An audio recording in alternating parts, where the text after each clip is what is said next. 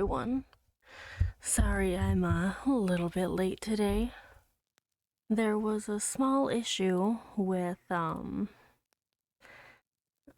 broken glass. So, I am a little bit injured, but I'm still here. We're still going to be reading. It'll be a fun time. I'm just going to make sure I have everything set up in a moderately okay fashion. I just want to be able to read appropriately. Just a moment. No, that's not gonna work.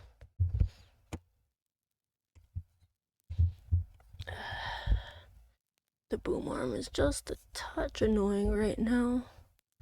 So sorry, everyone. Nope, that's not gonna work. Let's try that way. Okay, I think that might be just a touch better.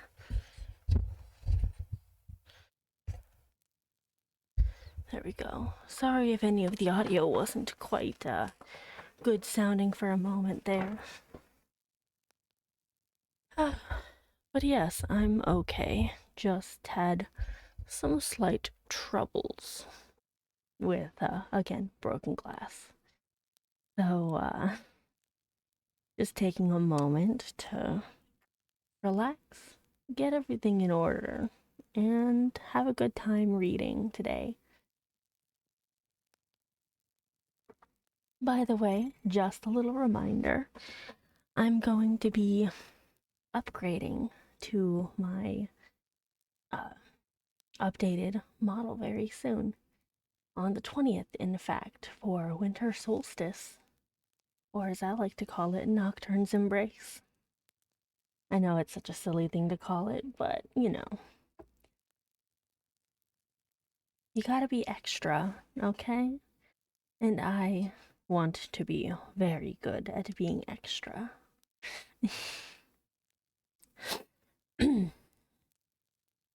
Anyway, we did get to chapter 7 the last time we read. Also, sorry if I'm not sounding perfect today. It's been a bit of a day for me. But the tracking should be good, and I should have a nice little glow to me. See? Look at me, I'm all magical. Don't you love me being magical? And you don't even need to use the redeems.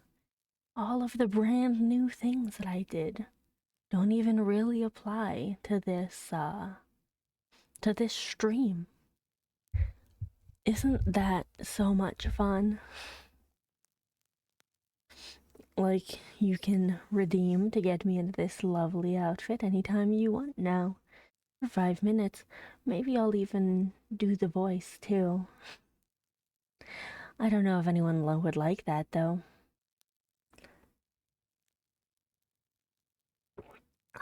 Taking another lovely little sip of, my lovely little tea. I'm sorry. I'm in a very weird headspace today, so we'll just be kind of going along with the flow, huh? I hope I didn't bap the microphone with my head. I was trying to be animated, and I think I might have animated my head into the microphone. Oh, whoops.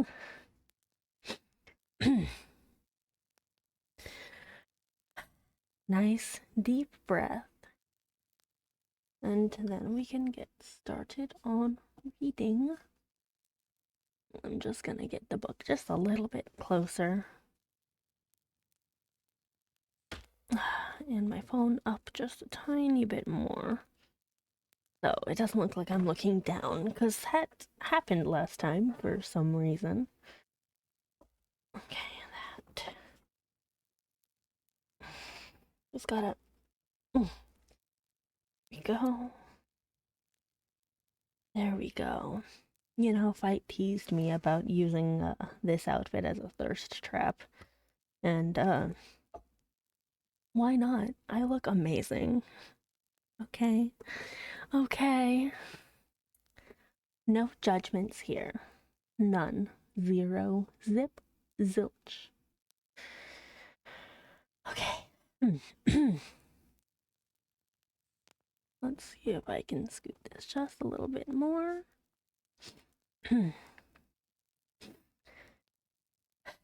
Nice deep breath. One more sip of tea before we get started in earnest.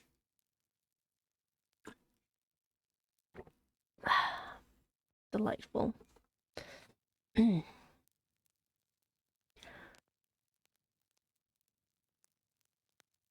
My first quarter at Lawwood seemed an age, and not the golden age either. 1 second. It comprised an irksome struggle with difficulties in habituating myself to new rules and unwanted tasks. The fear of failure in these points harassed me worse than the physical hardships of my lot, though these were no trifles. During January, February, and part of March, the deep snows and, after their melting, the impassable roads prevented our stirring beyond the garden walls, except to go to church. But within these limits we had to pass an hour every day in the open air. Our clothing was insufficient to protect us from the severe cold. We had no boots. The snow got into our shoes and melted there. Our ungloved hands became numbed and covered with chilblains. Frostbite, I think, perhaps? As were our feet. I remember well the distracting irritation I endured from this cause every evening. When my feet inflamed, and the torture of thrusting the swelled raw and stiff toes into my shoes in the morning. Uh, then the scanty supply of food was distressing. With the keen appetites of growing children, we had scarcely sufficient to keep alive a delicate invalid. This deficiency of nourishment resulted in abuse, which pressed hardly on the younger pupils. Whenever the famished great girls had an opportunity, they would coax or menace the little ones out of their portion. Many a time I have shared between two claimants the precious morsel of brown bread distributed at tea time, and after relinquishing to a third half the contents of my mug of coffee, I have swallowed the remainder with an accompaniment of secret tears, forced from me by the exigency of hunger. Sundays were dreary days in that wintry season. We had to walk 2 miles to Brocklebridge Church, where our patron officiated. We set out cold. We arrived at church colder. During the morning service, we became almost paralyzed. It was too far to return to dinner, and an allowance of cold meat and bread in the same penurious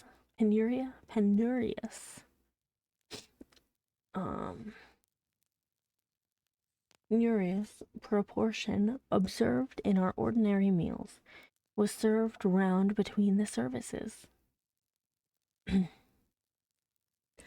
At the close of the afternoon service, we returned by an exposed and hilly road, where the bitter winter wind, blowing over a range of snowy summits to the north, almost flayed the skin off from our faces. I can remember Miss Temple walking lightly and rapidly along our drooping line, her plaid cloak, which the frosty wind fluttered, gathered close about her, and encouraging us by precept and example to keep up our spirits and march forward, as she said, like stalwart soldiers. The other teachers, poor things, were generally themselves too much dejected to attempt the task of cheering others. How we longed for the light and heat of a blazing fire when we got back. But, to the little ones at least, this was denied. Each hearth in the schoolroom was immediately surrounded by a double row of great girls, and behind them the younger children crouched in groups, wrapping their starved arms in their pinafores. A little solace came at tea time in the shape of a double ration of bread, a whole instead of a half slice, with the delicious addition of a thin scrape of butter. It was the hebdomadal treat to which we all looked forward from Sabbath to Sabbath. I generally contrived to reserve a moiety. Moiety? It's a silly sounding word. Of this bounteous repast for myself, but the remainder was invariably obliged to part with.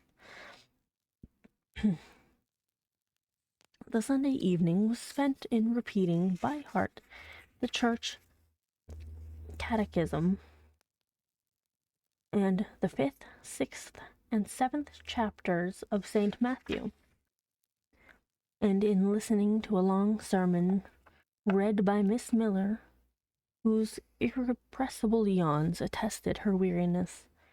A frequent interlude of these performances was the enactment of the part of Eutychus by some half-dozen of little girls who, overpowered with sleep, would fall down, if not out of the third loft, yet off the fourth form, and be taken up half dead. The remedy was to thrust them forward into the centre of the schoolroom, and oblige them to stand there till the sermon was finished. Sometimes their feet failed them, and they sank together in a heap. They were propped up with the monitor's high stools. Damn, that's fucked up.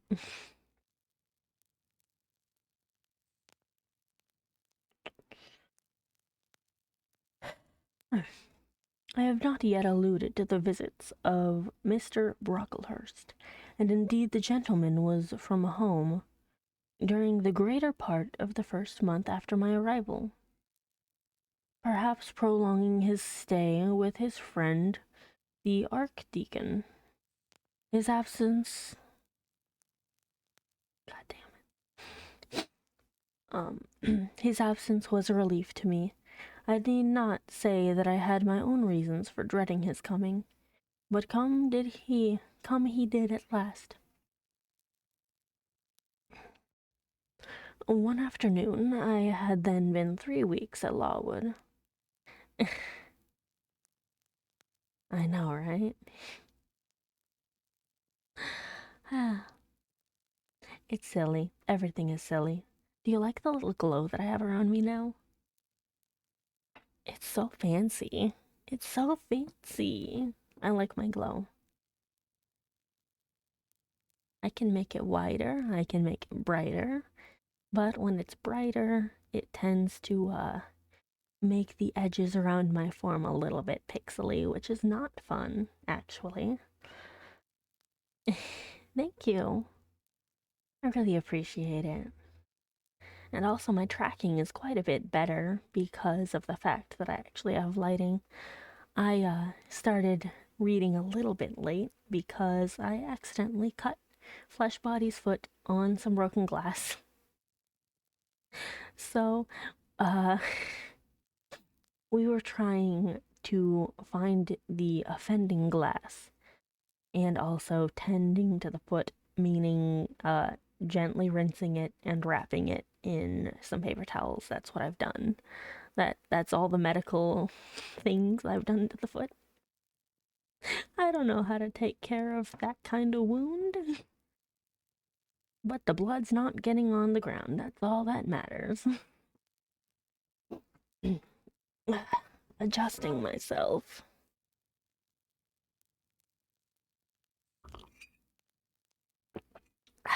More tea.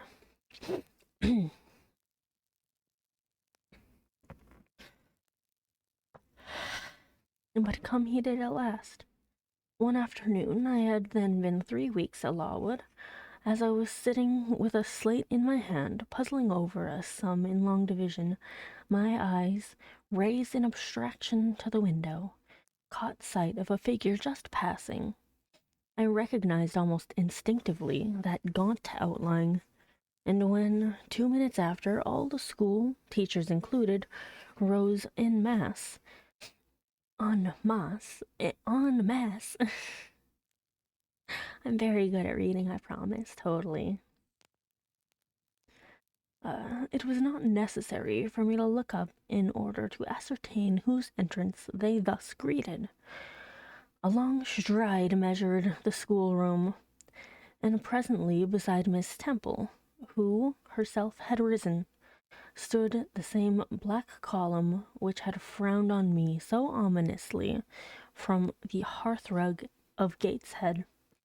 I now glanced sideways at this piece of architecture. Yes, I was right. It was Mr. Brocklehurst, buttoned up in a surtout. Surtout. Surtout. It would be surtout, I think, if we're going French. I think we're going French. Is she in France? Is she in Britain? Where is she at? Where, how do I know where she's at? And looking longer, narrower, and more rigid than ever. I had my own reasons for being dismayed at this apparition. Too well I remembered the perfidious hints given by Mrs. Reed about my disposition, etc. The promise pledged by Mr. Brocklehurst to apprise Miss Temple and the teachers of my vicious nature. All along I had been dreading the fulfillment of this promise. I had been looking out daily for the coming man. The coming man? Okay. That how you want to word it? That's fine with me.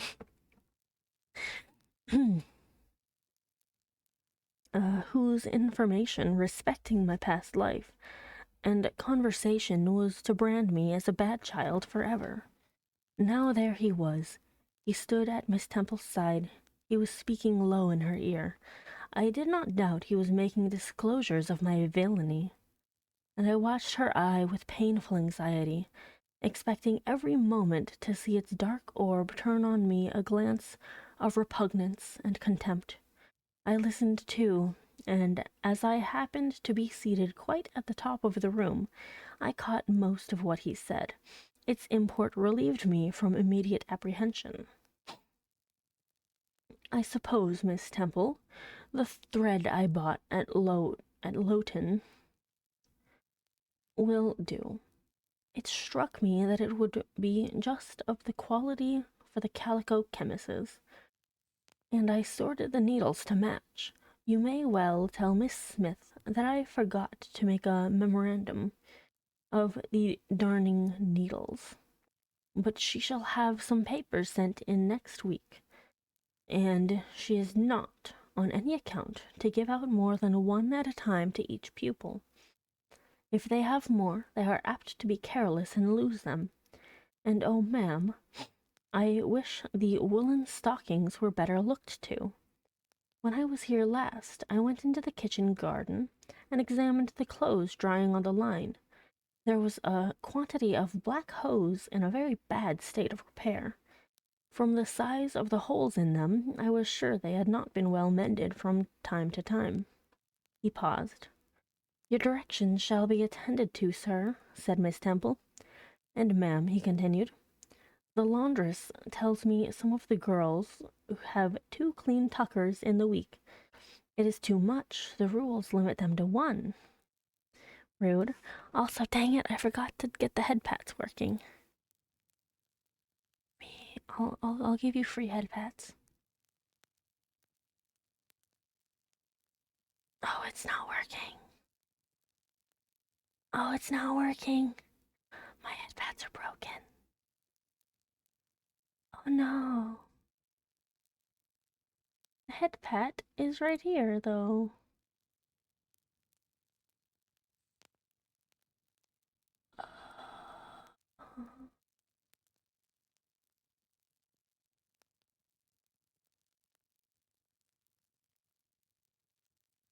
One second.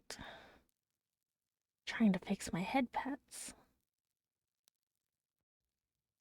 There we go. I fixed it. Orbit, I fixed it. I'm good. I'm good. Do you see the new icon? I think they're called moats now. Yeah, we have moats, but not the kind with alligators in them. Just the kind that sparkle and twinkle and light up the night. Ah, I'm so excited for the updated model. It's coming soon. It's just, what, 15 more days? 15 more days. And then I'm going to look even more fabulous than I already do. One moment, sorry. I started fawning again. I'm sorry. Let's see. I think I can explain that circumstance, sir. Agnes and Catherine Johnston. Johnstone? What a stupid last name. I'm sorry if I'm being rude to anyone with the last name Johnstone, but why? I feel like that was a misunderstanding. It's like, hello, I'm John Stone. Oh, hello, Mr. John Stone.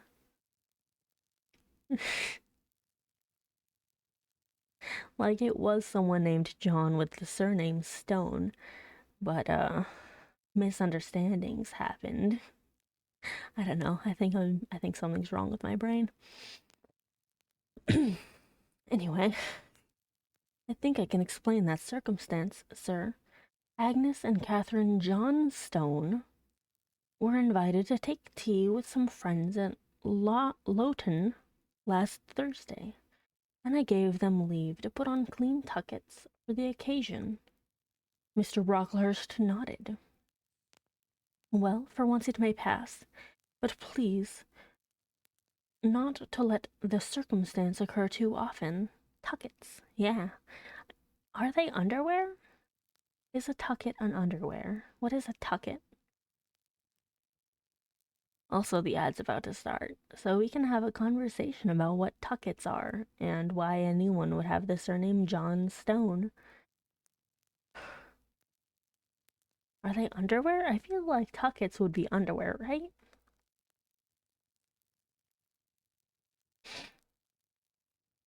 Oh, the ad's going too. Anyone want like the tiniest sneak peek of the update? Sneak peek of the update? Like subs? Like anyone who subbed can see it, maybe? Why is my pre-roll still on? Okay, just one quick tiny little peek, okay? One tiny little peek. At least I'm pretty sure the ads should be running right now. Whatever, it's running now. Okay, quick sneak peek. Ah, look at how glorious I am. Just such a quick little sneak peek. It's ready. Look at me.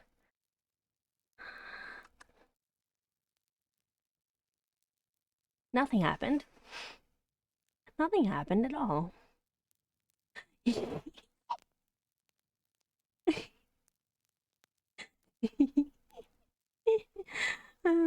Such cruelty, huh? I'm sorry.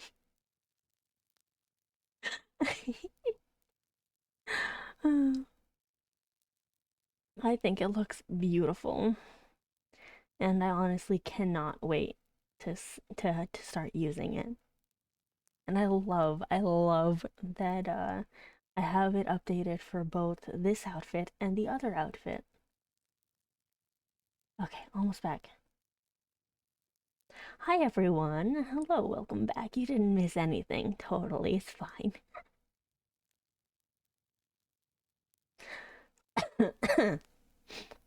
Learning about avocados.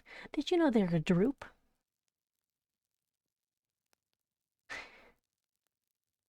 Did you know they are a drupe?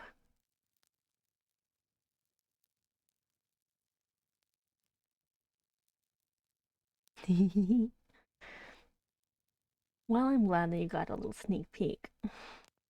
Yeah. So a drupe is anything with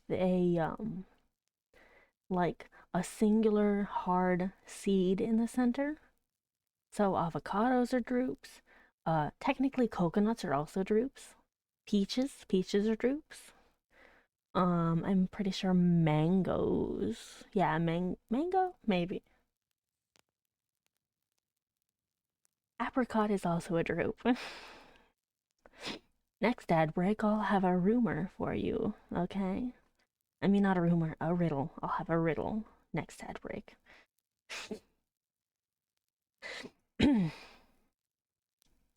Yeah, anything with a pit is a drupe, and also coconuts, because like the pit is hollow on the inside, but it's also technically a seed. It's very very confusing. Anyway, well, for once it may pass, but please do not let this circumstance occur too often. And there is another thing which surprised me. I find in settling accounts with the housekeeper that a lunch consisting of bread and cheese has twice been served out to the girls during the past fortnight. How is this? I looked over the regulations and find no such meal as lunch mentioned. Who introduced this innovation, and by what authority? What a bitch this man is. I must be responsible for the circumstance, sir, replied Miss Temple. The breakfast was so ill prepared that the pupils could not possibly eat it, and I dared not allow them to remain fasting till dinner time. Madam, allow me an instant. Oh God, he's about to mansplain. You are aware that my plan in bringing up these girls is not to accustom them to habits of luxury and indulgence. You mean eating? Eating food? God, they must be in America, actually. Sorry. When eating food's a luxury. God, anyway. An indulgence, but to render them hardy, patient, self-denying. Should any little accidental disappointment of the appetite occur, such as the spoiling of a meal, the under or the overdressing of a dish, the incident ought not to be neutralized by replacing with something more delicate the comfort lost, thus pampering the body and obviating the aim. I know, America. I'm pretty sure it's actually France. I do too. Uh, if I wasn't watching after.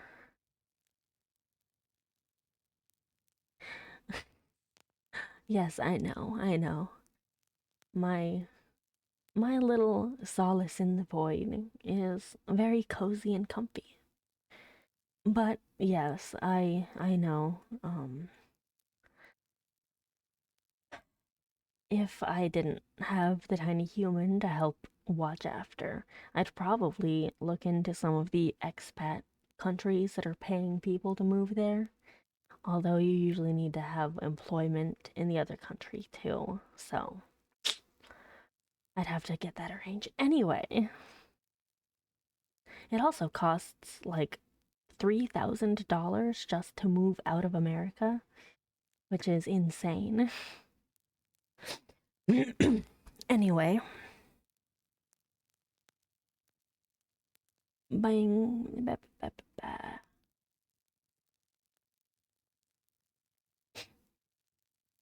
Okay.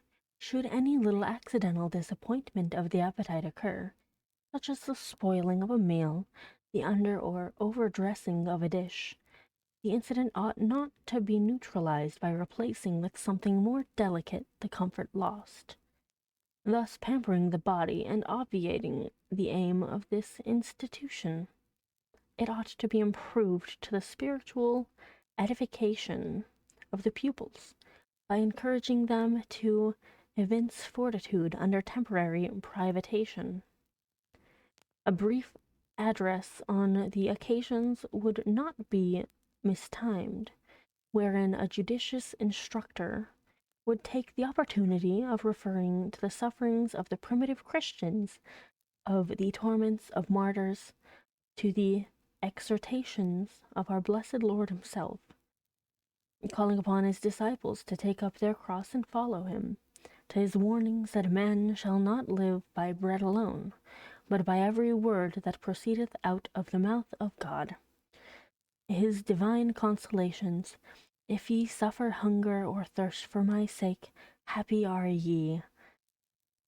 O madam, when you put bread and cheese, instead of burnt porridge, into these children's mouths, you may indeed feed their vile bodies, but you little think how you starve their immortal souls. God, fuck this guy.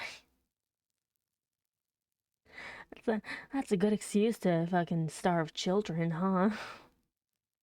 It's like, oh no, it's fine. It's fine. It's like, no, it's not fine. Feed the fucking kids.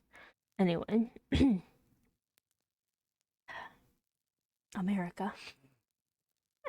Sorry. I'm I'm not into politics, but America. Um Mr. Brocklehurst again paused, perhaps overcome by his feelings. Miss Temple had looked down when he first began to speak to her, but she now gazed straight before her, and her face, naturally pale as marble, appeared to be assuming also the coldness and fixity of that material, especially her mouth, closed as if it would have required a sculptor's chisel to open it, and her brow settled gradually into petrified severity.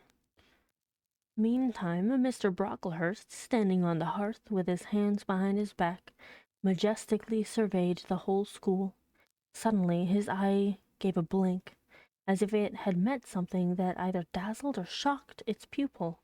Turning, he said in more rapid accents than he had hitherto used,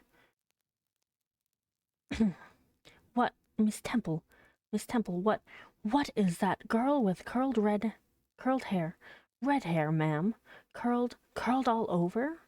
And extending his cane, he pointed to the awful object, his hand shaking as he did so. Okay, apparently he hates gingers now, too. Okay.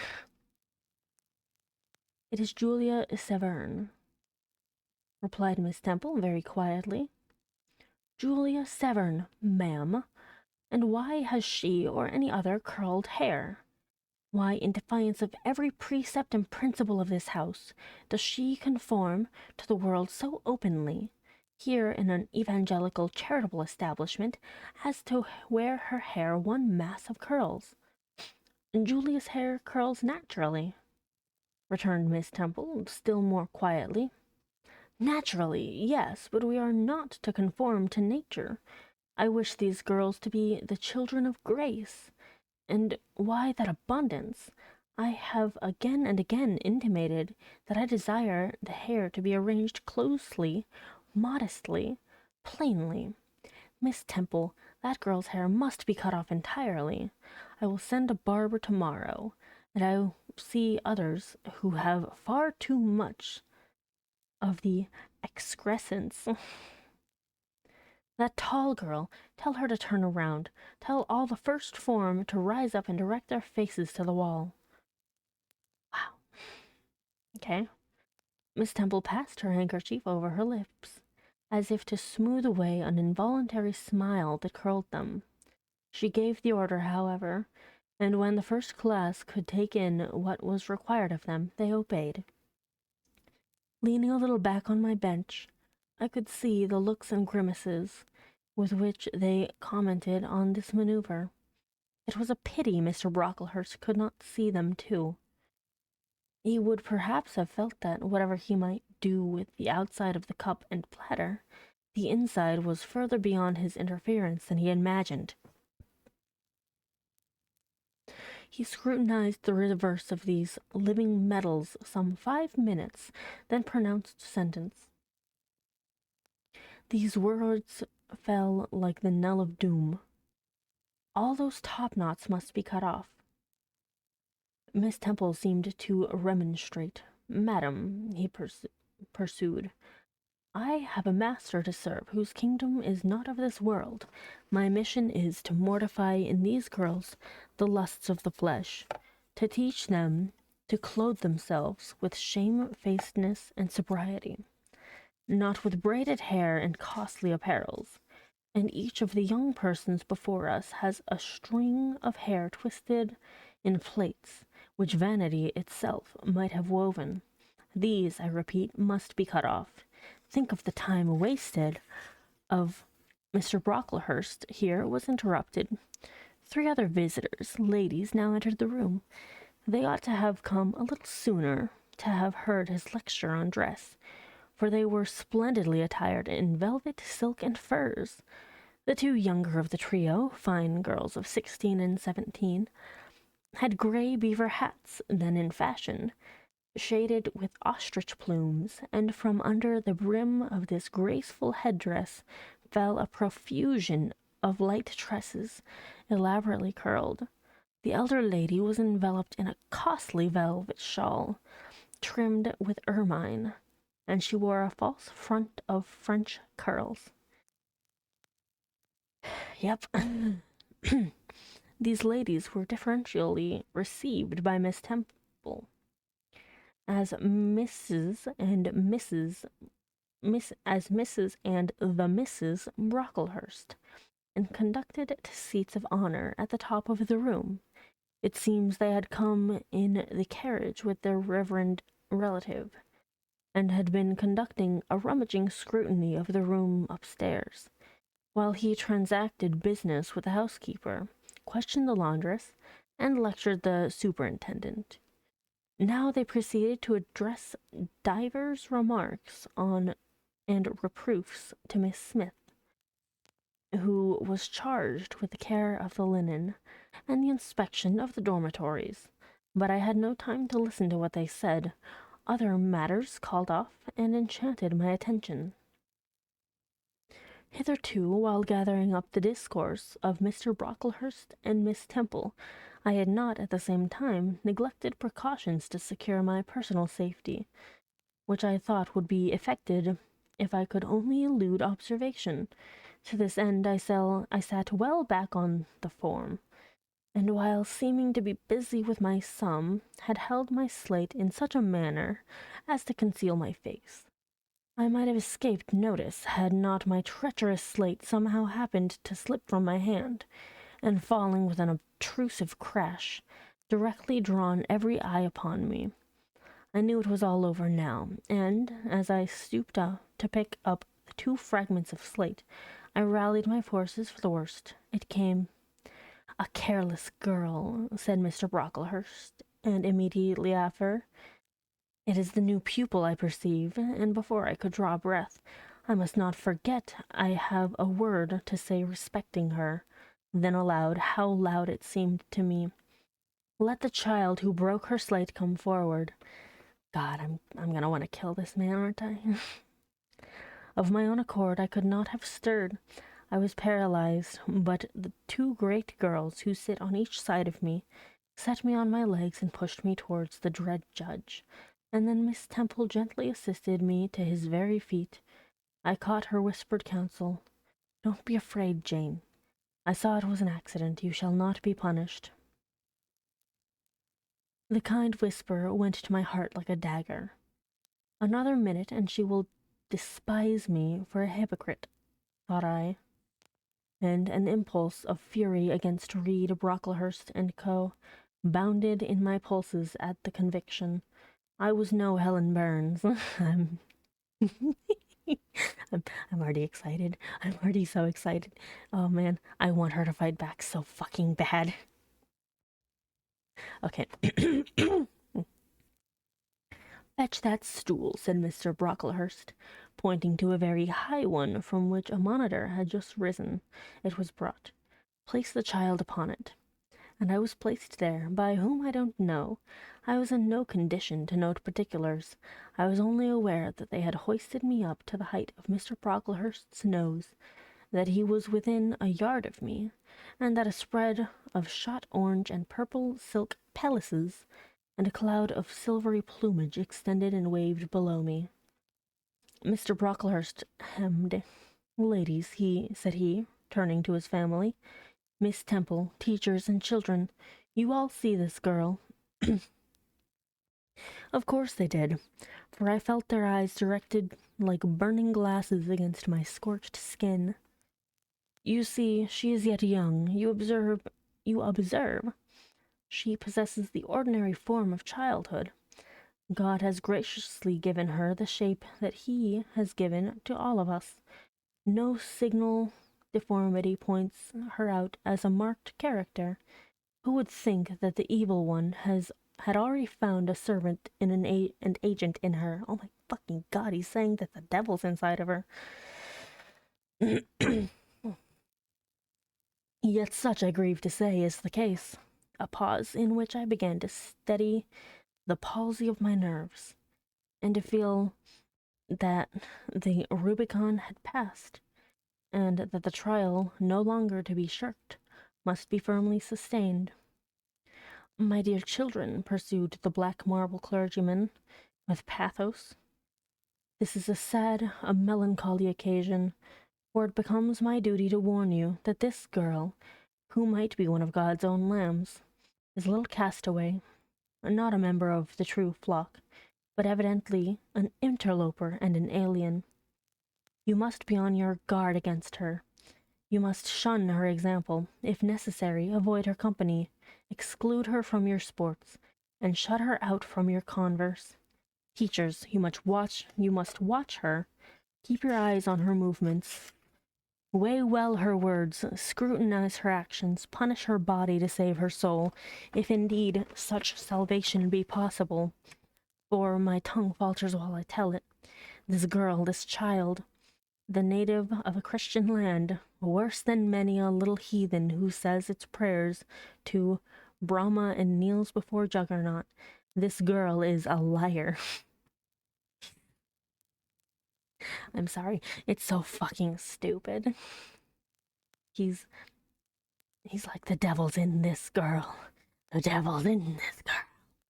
She's a liar. It's like, wait, is that the only thing that the devil does? I don't understand. Anyway, I'm not in the religious talks right now, but like, this man is stupid. Fuck this guy.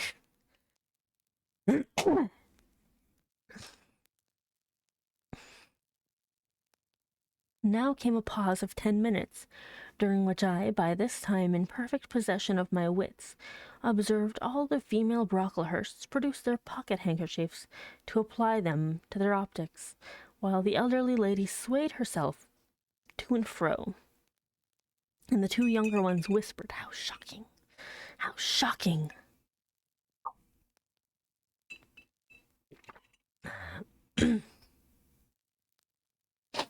Mr. Brocklehurst resumed. This I learned from her benefactress, from the pious and charitable lady who adopted her in her orphan state, reared her as her own daughter, and whose kindness, whose generosity the unhappy girl repaid by an ingratitude so bad, so dreadful, that at last her excellent patroness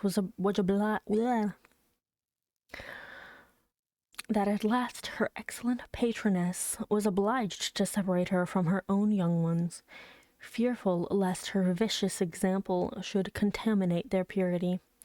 She was sent here to be healed, even as the Jews of old sent their disease to the troubled pools of Bethesda.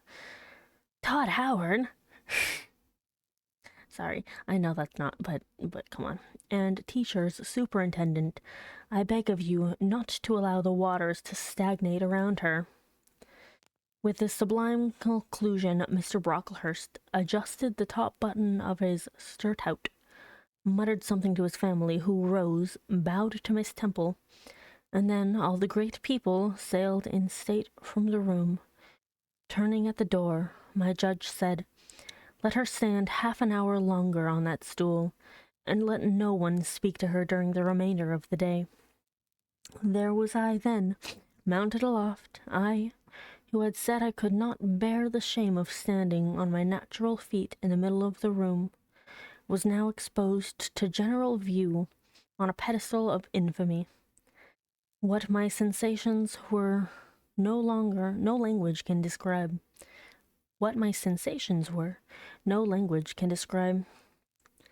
But just as they all rose, stifling my breath and constricting my throat, a girl came up and passed me. In passing, she lifted her eyes.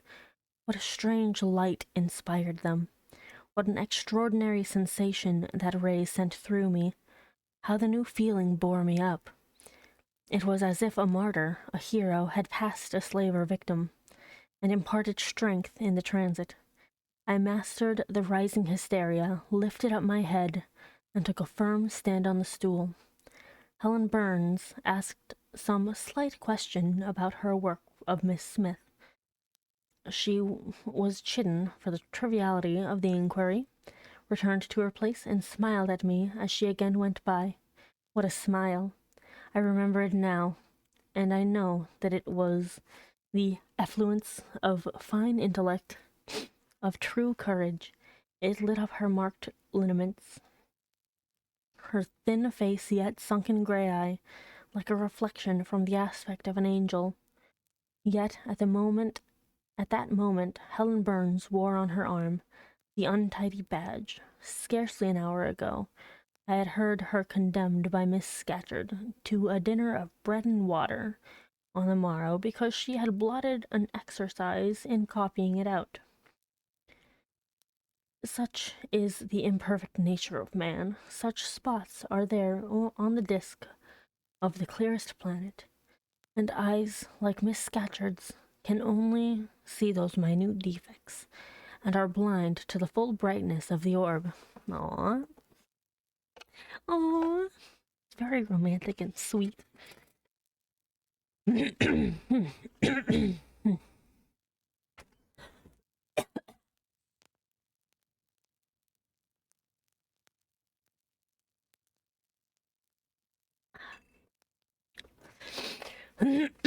We're on chapter 8.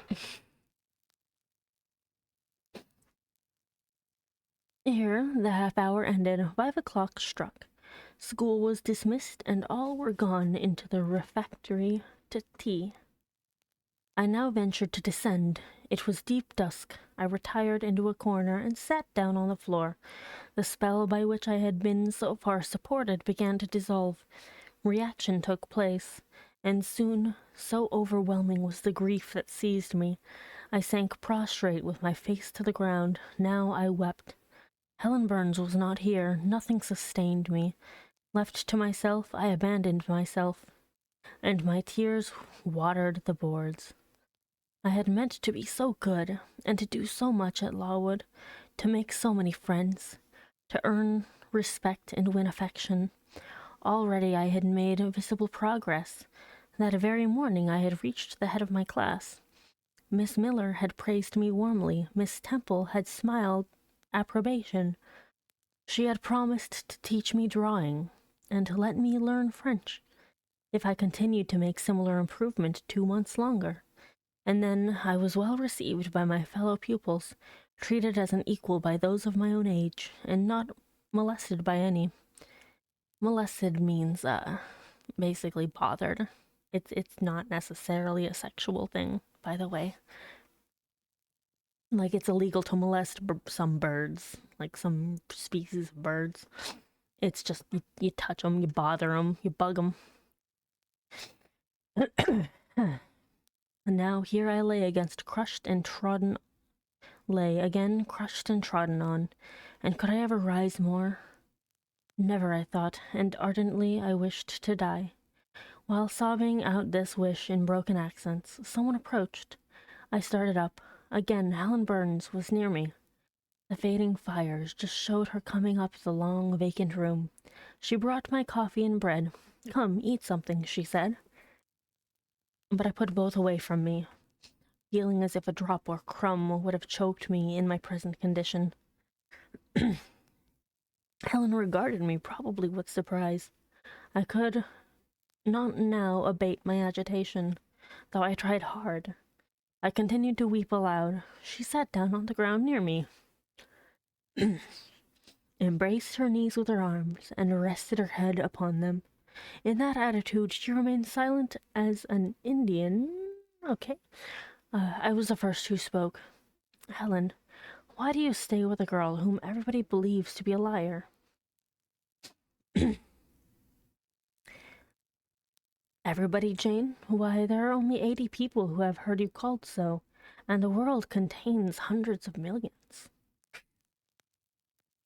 Oh, what sweet. But what have I to do with millions? The 80 I know despise me. Jane, you are mistaken. Probably not one in the school either despises or dislikes you.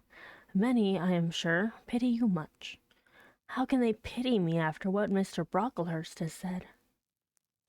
Mr. Brocklehurst is not a god, nor is he even a great and admired man. He is little liked here.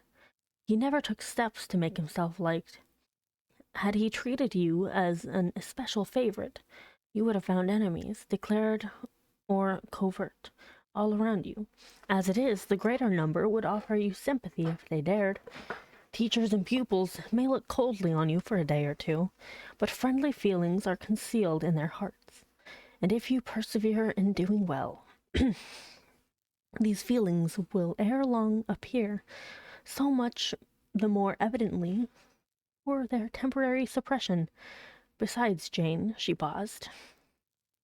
Well, Helen, I said, putting my hand into hers.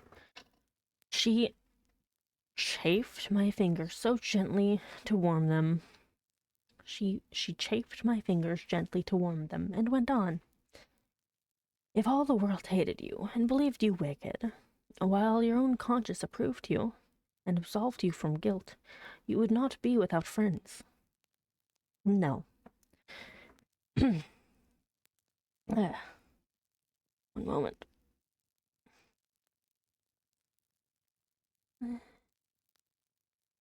Just gotta double check something.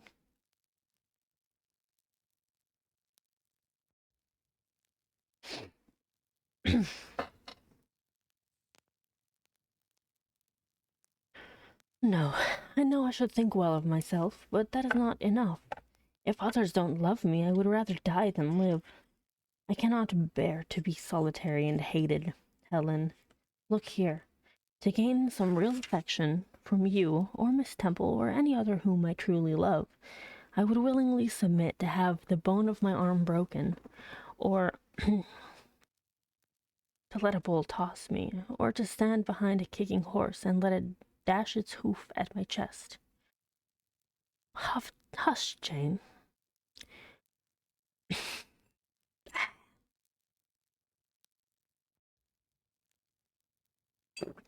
I relate to this entirely too much. Ah, the feelings. I know, right?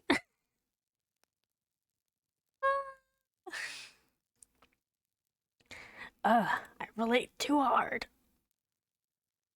I relate way too hard. I can't with this. He's like, I just want someone to love me. Like, I would do literally anything just to have people love me. My heart. Oh, thank you. I appreciate it. I do my best. You know what, Orbit? We're in another ad. You want another little peek? You want another little peek? Little tiny peek? Just the tiniest peek. I'll do it for just a little bit, just a tiny bit.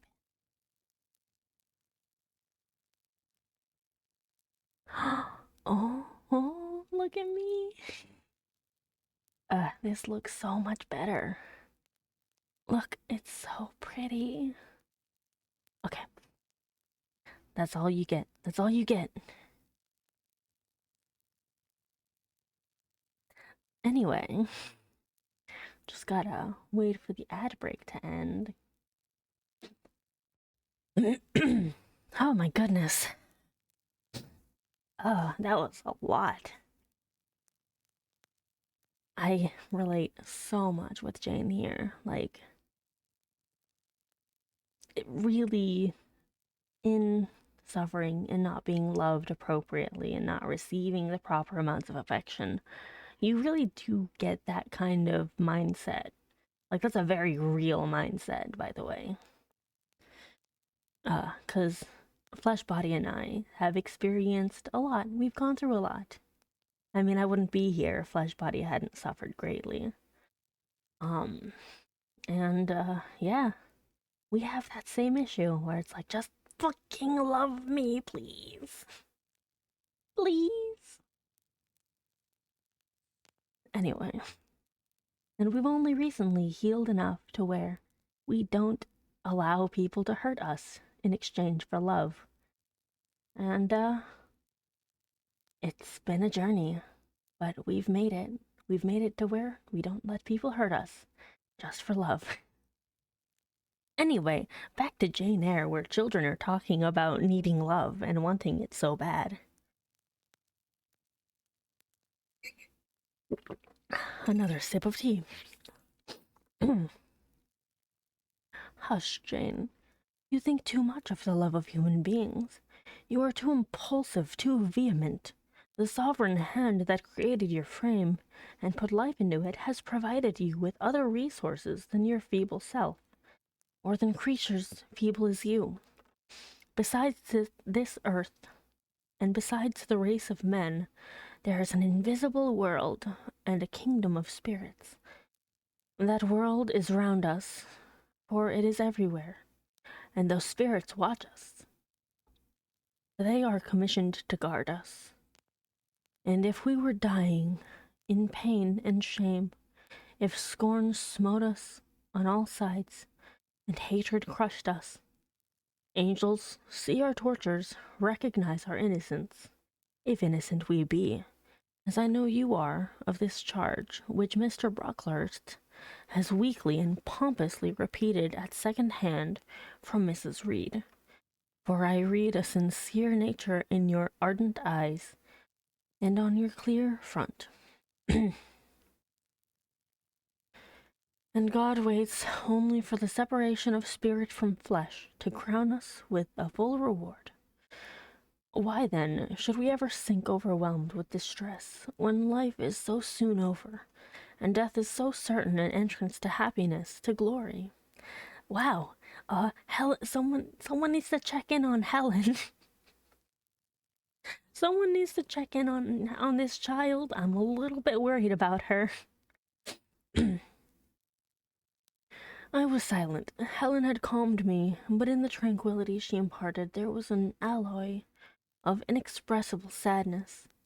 I felt the impression of woe as she spoke, but I could not tell whence it came, and when, having done speaking, she breathed a little fast and coughed a short cough, I momentarily forgot my own sorrows to yield to a vague concern for her. Yeah, I would be concerned for her too. She's like, don't worry, there's always an escape. Death. It's like, what? Excuse you, Helen, please. Helen, stop. Resting my head on Helen's shoulder, I put my arms round her waist. She drew me to her, and we reposed in silence. We had not sat long thus, when another person came in. Some heavy clouds, swept from the sky by a rising wind, had left the moon bare, and her light streaming in through a window near shone full both on us and on the approaching figure, which we at once recognized as Miss Temple. Oh no, take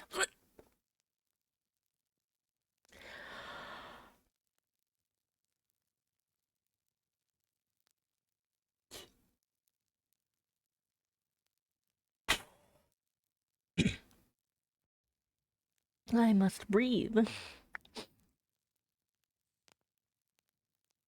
I came on purpose to find you, Jane Eyre, said she. I want you in my room, and as Helen Burns is with you, she may come too. We went following the superintendent's guidance. We had to thread some intricate passages and mount a staircase before we reached her apartment. It contained a good fire, and looked cheerful. Miss Temple told Helen Burns to be seated in a low armchair on one side of the hearth, and herself taking another, she called me to her side. "Is it all over?" she asked, looking down at my face. "Have you cried your grief away?" "I am afraid I never shall do that." "Why?" "Because I have been wrongly accused, and you, ma'am, and everyone else will now think me wicked." Thank you so much, Marl, for the follow.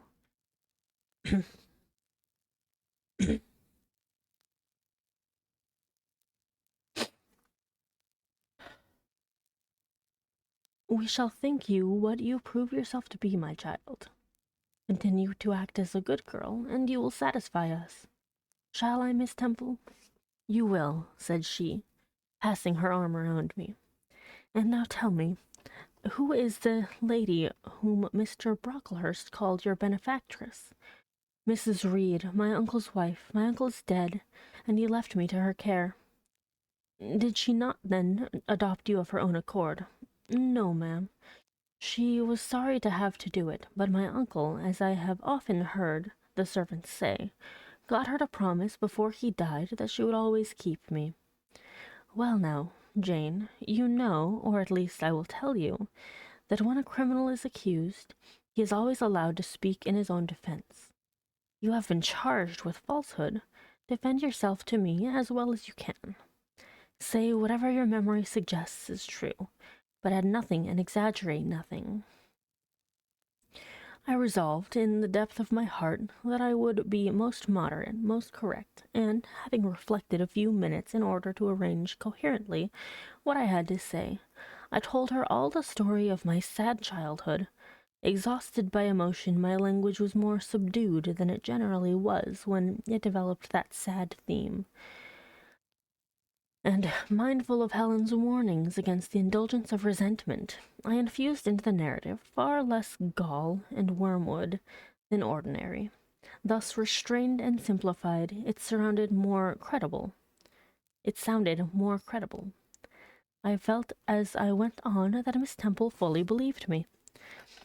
In the course of the tale I mentioned Mr. Lloyd having to come see me after the fit, for I never forgot the, to me, frightful episode of the Red Room, in detailing which my excitement was sure, in some degree, to break bounds, for nothing could soften in my recollection the spasm of agony which clutched my heart when Mrs. Reed spurned my wild supplication for pardon, and locked me in a second time in that dark and haunted chamber. I had finished. Miss Temple regarded me a few minutes in silence. She then said, "I know something of Mr. Lloyd. I shall write to him. If his reply agrees with your statement, you shall be publicly cleared from every imputation to me. Jane, you are clear. To me, Jane, you are clear now." Aww. She kissed me, and, still keeping me at her side, where I was well contented to stand, for I derived a child's pleasure from the contemplation of her face, her dress, her one or two ornaments, her white forehead, her clustered and shining curls, and beaming dark eyes, she proceeded to address Helen Burns. "How are you tonight, Helen? Have you coughed much today?" "Not quite so much, I think, ma'am." "And the pain in your chest?" "It is a little better." Miss Temple got up, took her hand, and examined her pulse. Then she returned to her own seat. As she resumed it, I heard her sigh low. She was pensive a few minutes. Then, arousing herself, she said cheerfully, "But you two are my visitors tonight. I must treat you as such." She rang her bell. "Barbara," she said to the servant who answered it, "I have not had tea yet." "I have not yet had tea. Bring the tray and place cups for these two young ladies." And a tray was soon brought. How pretty to my eyes did the china cups and bright teapot look, placed on the little round table near the fire. How fragrant was the steam of the beverage, and the scent of the toast, of which, however, I, to my dismay, for I was beginning to be hungry, discerned only a very small portion. Miss Temple discerned it too. "Barbara," said she, "can you not bring a little more bread and butter? There is not enough for 3." Barbara went out. She returned soon. "Madam, Mrs. Harden says she has sent up the usual quantity." Mrs. Harden, be it observed, was the housekeeper, a woman after Brocklehurst's own heart, made up of equal parts whalebone and iron. "Oh, very well," returned Miss Temple.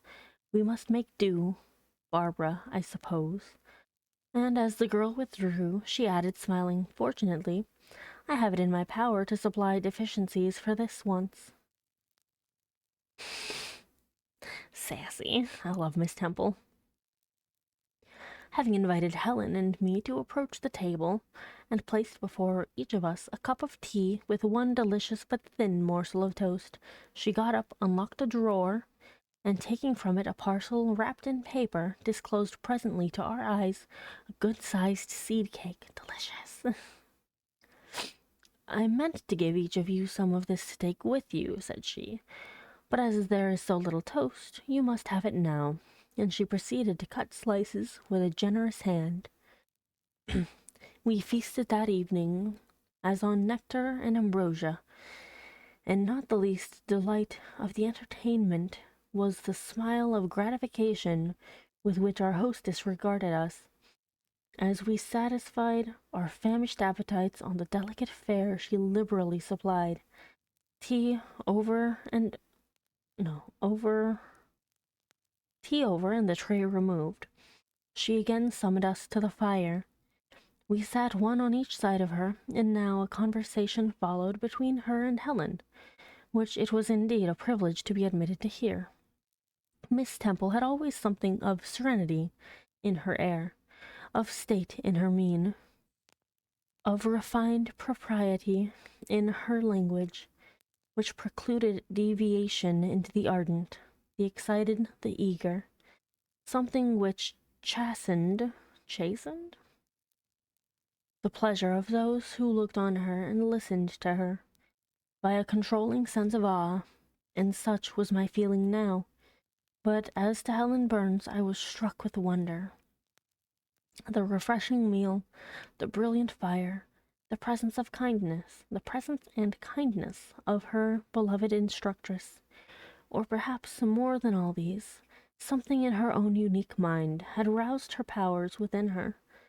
They woke, they kindled. First they glowed in the bright tint of her cheek, which till this hour I had never seen but pale and bloodless. Then they shone in the liquid lustre of her eyes, which had suddenly acquired a beauty more singular than that of Miss Temple's, a beauty neither of fine color, nor long eyelash, nor penciled brow, but of meaning, of movement, of radiance. Then her soul sat on her lips, and language flowed, from what source I cannot tell. As a girl of 14, a heart large enough, vigorous enough, to hold the swelling spring of pure, full, fervid eloquence? Such was the characteristic of Helen's discourse on that, to me, memorable evening. Her spirit seemed hastening to live within a very brief span, as much as many live during a protracted existence.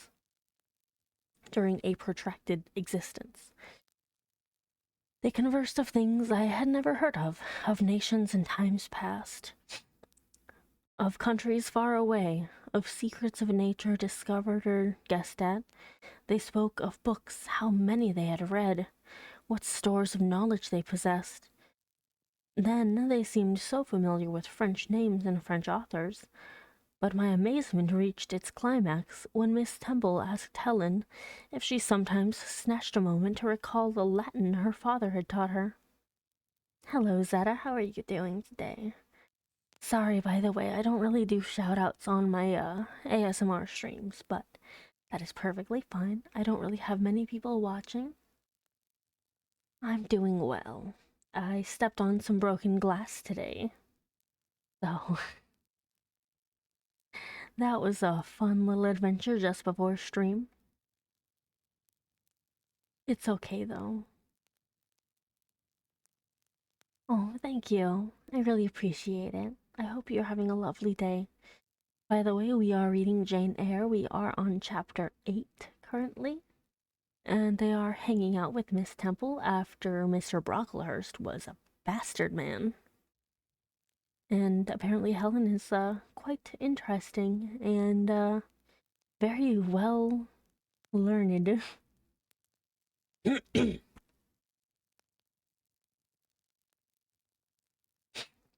Miss Temple asked if Helen. Yeah. Miss Temple asked Helen if she sometimes snatched a moment to recall the Latin her father had taught her, and taking a book from a shelf, bade her read and construe a page of Virgil, and Helen obeyed, my organ of veneration expanding at every sounding line. She had scarcely finished ere the bell announced bedtime. No delay could be admitted. Miss Temple embraced us both, saying, as she drew us to her heart, "God bless you, my children." Oh, thank you,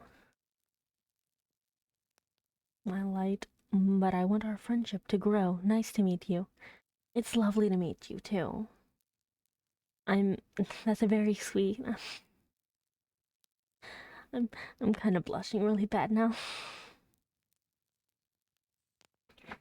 I'm glad that you like it. I know it's not like what most people do for ASMR, but I like to think I have my own little nook in the ASMR space. Also, feel free to give me head pats. I do quite like head pats. They are one of my favorites.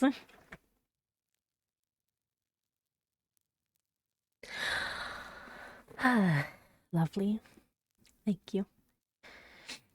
Also, do you like the moats? The moats? Little glinting moats? Anyway. Thank you. I love headbands. God bless you, my children. Helen, she held a little longer than me. She let her go more reluctantly. It was Helen her eye followed to the door. It was for her she a second time breathed a sad sigh, for she wiped a tear from her cheek. I think Helen's gonna die. I have a terrible feeling Helen's going to die. On reaching the bedroom, we heard the voices of Miss Scatcherd. She was examining drawers. She had just pulled out Helen Burns, and when we entered, Helen was greeted with a sharp reprimand and told that tomorrow she should have half a dozen of untidily folded articles pinned to her shoulder. "My things were indeed in shameful disorder," murmured Helen to me, in a low voice. "I intended to have arranged them, but I forgot." I still think she has like ADHD or something. Next morning, Miss Scatcherd wrote in conspicuous characters on a piece of pasteboard the word slattern. You should do the thing here? What do you mean?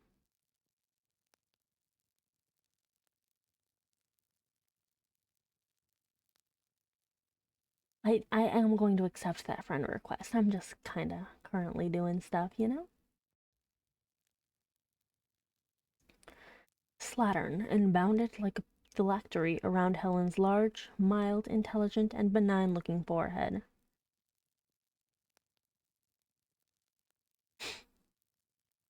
Why would they do? What a fucking rude. Oh my god, Miss Scatcherd. Very, very rude.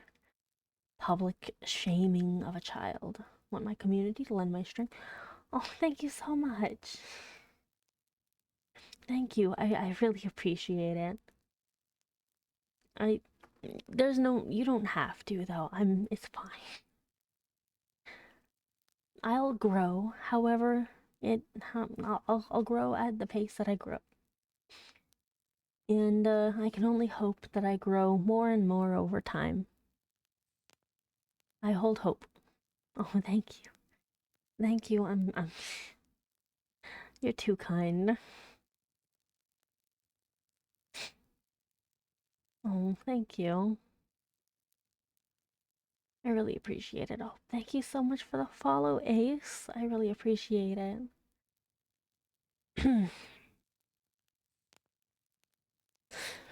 Shh, I'm gonna continue reading, but thank you so much. I really do appreciate it.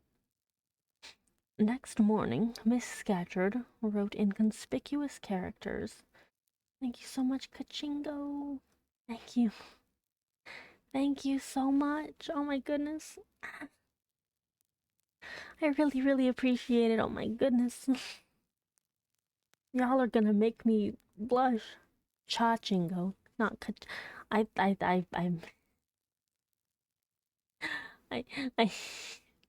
I misread it as Kachingo, not Chachingo. Yes, it's Chaching. I know I misread it. Also, thank you so much, the Dono.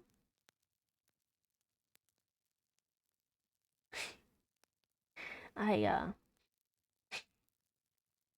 I am reading Jane Eyre right now. So no. You can't threaten them. You have to be nice. Oh no. Oh no. Oh no. I know, I was playing along. I like to play along. Oh boy. But yeah, thank you so much. Oh, hi, tomorrow. Tao Moro. Tao Moro. Oh, how could you play this? Oh, I know. Thank you again so much, Zeta. Thank you again so much for, calling your audience's attention to me. I really do appreciate it so much. I I'm not very animated because again it is my ASMR stream. Yeah. Yeah, like I said, we're reading Jane Eyre right now. Uh and we're on chapter 8, page 94. The last thing we read was the complete works of Edgar Allan Poe. And that was a lovely little thing. You can watch that either through the VODs or on the YouTube channel, which has it completely uploaded, all of it.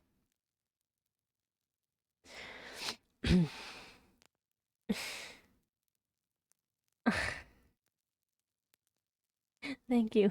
So sorry. Thank you again so much. I'm also playing Yakuza 0, which we'll be back to that on Friday, and then we're doing Run from Mummies on this Thursday, so be sure to tune in for that too. Okay. Next morning, Miss Scatcherd wrote in conspicuous characters on a piece of pasteboard the word slattern and bound it like a phylactery around Helen's large, mild, intelligent, and benign-looking forehead. She wore it till evening, patient, unresentful, regarding it as a deserved punishment. The moment Miss Scatcherd withdrew after afternoon school, I ran to Helen, tore it off, and thrust it into the fire, the fury of which she was incapable had been burning in my soul all day, and tears, hot and large, had continually been scalding my cheek. For the spectacle of her sad resignation gave me an intolerable pain at the heart. About a week subsequently to the incidents above narrated, Miss Temple, who had written to Mr. Lloyd, received his answer. It appeared that what he said went to corroborate my account. Miss Temple, having assembled the whole school, announced that inquiry had been made into the charges alleged against Jane Eyre, and that she was most happy to be able to pronounce her completely cleared from every imputation. The teachers then shook hands with me and kissed me. A murmur of pleasure ran through the ranks of my companions.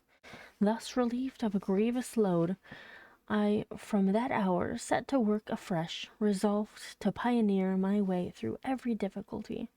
I toiled hard, and my success was proportionate to my efforts.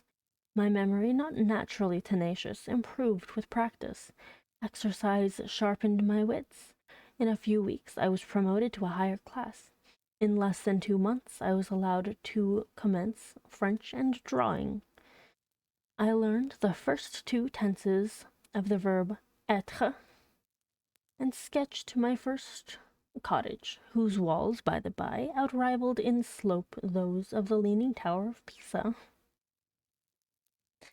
On the same day, that night, on going to bed, I forgot to prepare in imagination the Burmacide supper of hot roast potatoes, or white bread and new milk, with which I was wont to amuse my inward cravings. I feasted instead on the spectacle of ideal drawings, which I saw in the dark, all the work of my own hands, freely penciled houses and trees, picturesque rocks and ruins, coip,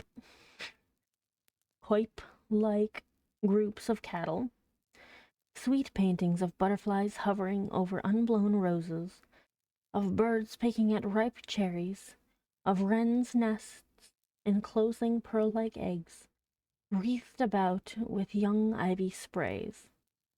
I examined, too, in thought, the possibility of my ever being able to translate currently a certain little French story which Madame Perriot had that day shown me. Nor was that problem solved to my satisfaction ere I fell sweetly asleep. Oh no, the ad's about to start. I'm sorry, everyone. Well, as Solomon said, better is a dinner of herbs where love is, than a stalled ox and hatred therewithin. I would not now have exchanged Lawwood with all its privations for Gateshead and its daily luxuries. Damn. Damn. That's rough. That's very rough. Oh no. But the privations, or rather the hardships, of Lawwood lessened. Spring drew on. She was indeed already come. The frosts of winter had ceased. Its snows were melted. Its cutting winds ameliorated. My wretched feet, flayed and swollen to lameness by the sharp air of January, began to heal and subside under the gentler breathings of April. The nights and mornings no longer, by their Canadian temperature, froze the very blood in our veins. We could now endure the play hour passed in the garden.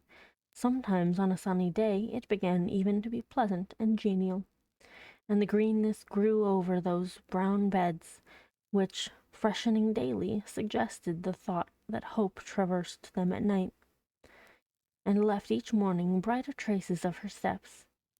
Flowers peeped out amongst the leaves, snowdrops, crocuses, purple auriculas, and golden-eyed pansies. Okay, I am going to go freshen up my tea. We have just a little bit of time during the ad break, so go get a drink yourselves, you little weirdos. I'll be right back.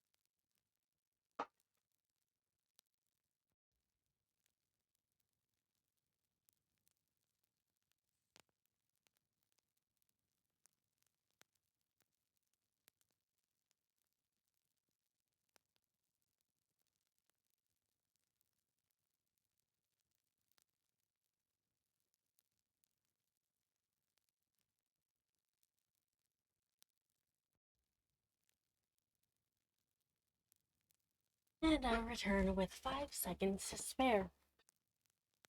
There we go.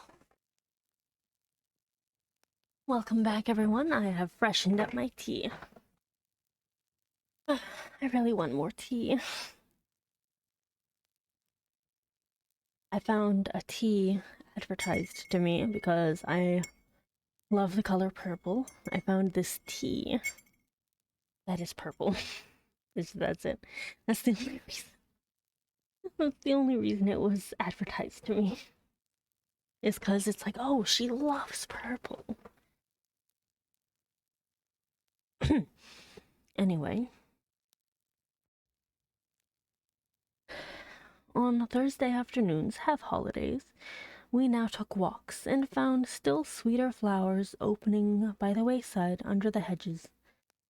I discovered, too, that a great pleasure and enjoyment which the horizon only bounded lay all outside the high and spiked guarded walls of our garden.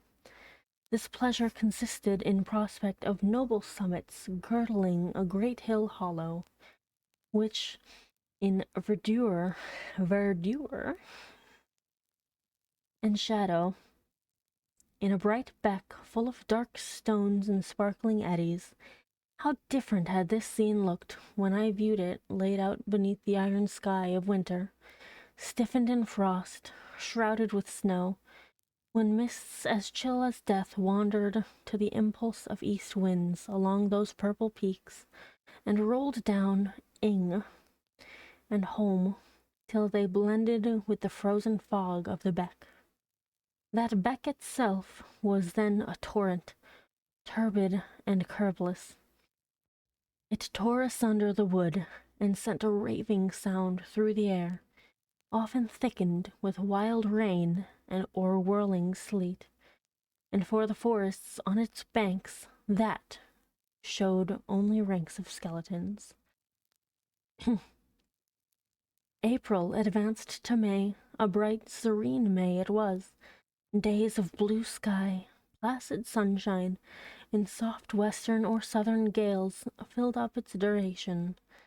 And now vegetation matured with vigor.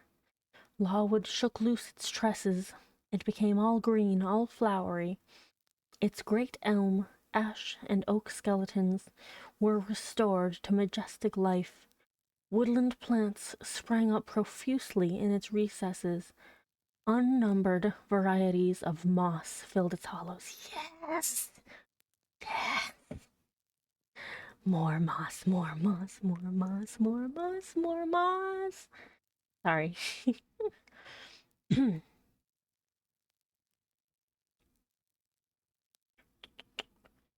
And it made a strange ground sunshine out of the wealth of its wild primrose plants. I have seen their pale gold gleam and overshadowed spots like scatterings of the sweetest luster. All this I enjoyed and often and fully. All this I enjoyed often and fully, free, unwatched, and almost alone.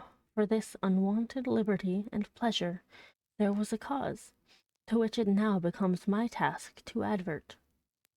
Have I not described a pleasant sight for a dwelling when I speak of it as bosomed in hill and wood, and rising from the verge of a stream? Assuredly pleasant enough, but whether healthy or not is another question.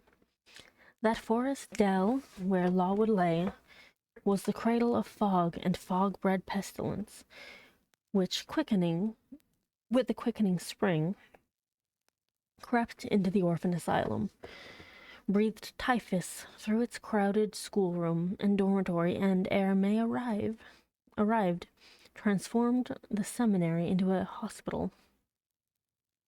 Damn. Semi-starvation and neglected colds had predisposed most of the pupils to receive infection. 45 out of the 80 girls lay ill at one time. Classes were broken up, rules relaxed. The few who continued well were allowed almost unlimited license, because the medical attendant insisted on the necessity of frequent exercise to keep them in health, and had it been otherwise, no one had leisure to watch or restrain them. Miss Temple's whole attention was absorbed by the patients. She lived in the sick room, never quitting it except to snatch a few hours' rest at night.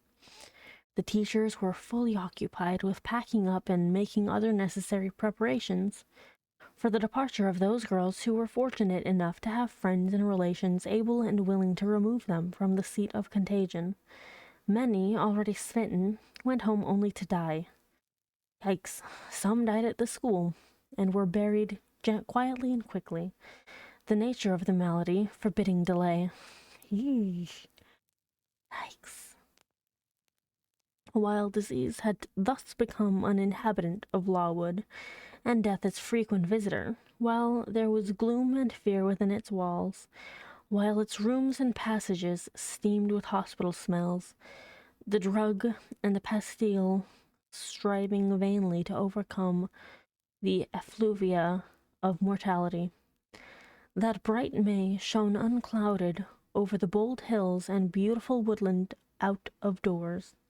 Its garden, too, glowed with flowers. Hollyhocks had sprung up tall as trees. Lilies had opened. Tulips and roses were in bloom.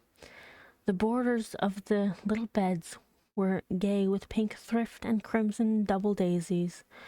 The sweetbriars gave out, morning and evening, their scent of spice and apples. And these fragrant treasures were all useless for most of the inmates of Lawwood, except to furnish now and then a handful of herbs and blossoms to put in a coffin. Yikes. That's a bunch of dead kids right there. But I and the rest who continued well enjoyed fully the beauties of the scene and season. They let us ramble in the wood from morning till night. We did what we liked, went where we liked. We lived better, too. Mr. Brocklehurst and his family never came near Lawwood now. Household matters were not scrutinized into. The cross housekeeper was gone, driven away by the fear of infection. Her successor, who had been matron at the Lawton dispensary, unused to the ways of her new abode, provided a comparative liberality.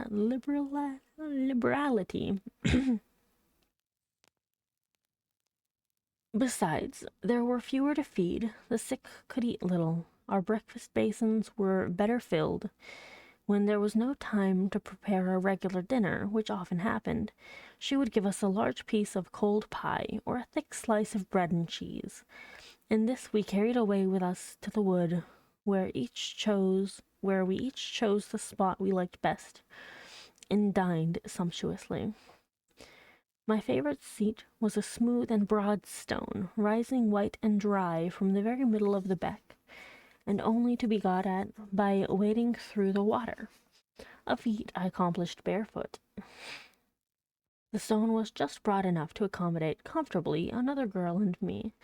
At that time my chosen comrade, one Marianne Wilson, a shrewd, observant personage, whose society I took pleasure in, partly because she was witty and original, and partly because she had a manner which set me at ease. Some years older than I, she knew more of the world, and could tell me many things I liked to hear. With her my curiosity found gratification. To my faults also she gave ample indulgence, never imposing curb or rein on anything I said. She had a turn for narrative, I for analysis. She liked to inform, I to question. So we got on swimmingly together, deriving much entertainment, if not much improvement, from our mutual intercourse. And where, meantime, was Ellen Burns? Why did I not spend these sweet days of liberty? Why did I not spend these sweet days of liberty with her? Had I forgotten her? Or was I so worthless as to have grown tired of her pure society? Surely the Marianne Wilson I have mentioned was inferior to my first acquaintance. She could only tell me amusing stories and reciprocate any racy and pungent gossip I chose to indulge in, while, if I have spoken truth of Helen, she was qualified to give those who enjoyed the privilege of her converse a taste of far higher things. True, reader, and I knew and felt this, and though I am a defective being, with many faults and few redeeming points, yet I never tired of Helen Burns, nor ever ceased to cherish for her a sentiment of attachment as strong, tender, and respectful as any that ever animated my heart. How could it be otherwise, when Helen, at all times and under all circumstances, evinced me for a quiet and faithful friendship, which ill humour never soured, nor irritation never troubled? But Helen was ill at present. For some weeks she had been removed from my sight to I knew not what room upstairs. She was not, I was told, in the hospital portion of the house with the fever patients, for her complaint was consumption, not typhus, and by consumption I, in my ignorance, understood something mild, which time and care would be sure to alleviate. No, she's gonna die. I told you she was gonna die. I was confirmed in this idea by the fact of her once or twice coming downstairs on very warm, sunny afternoons, and being taken by Miss Temple into the garden. But on these occasions I was not allowed to go and speak to her. I only saw her from the schoolroom window, and then not distinctly, for she was much wrapped up, and sat at a distance under the veranda. One evening in the beginning of June I stayed out very late with Marianne in the wood. We had, as usual, separated ourselves from the others, and had wandered far, so far that we lost our way, and had to ask it at a lonely cottage where a man and woman lived, who looked after a herd of half-wild swine that fed on the mast in the wood. When we got back, it was far after moonrise. A pony, which we knew to be the surgeon's, was standing at the garden door. Marianne remarked that she supposed someone must be very ill, as Mr. Bates had been sent for at the time of the evening. She went into the house. I stayed behind a few minutes to plant in my garden a handful of roots I had dug up in the forest, and which I feared would wither if I left them till morning. This done, I lingered yet a little longer. The flowers smelt so sweet as the dew fell. It was such a pleasant evening, so serene, so warm. The still glowing west promised so fairly another fine day on the morrow. The moon rose with such majesty in the grave east. I was noting these things and enjoying them as a child might, when it entered my mind as it had never done before.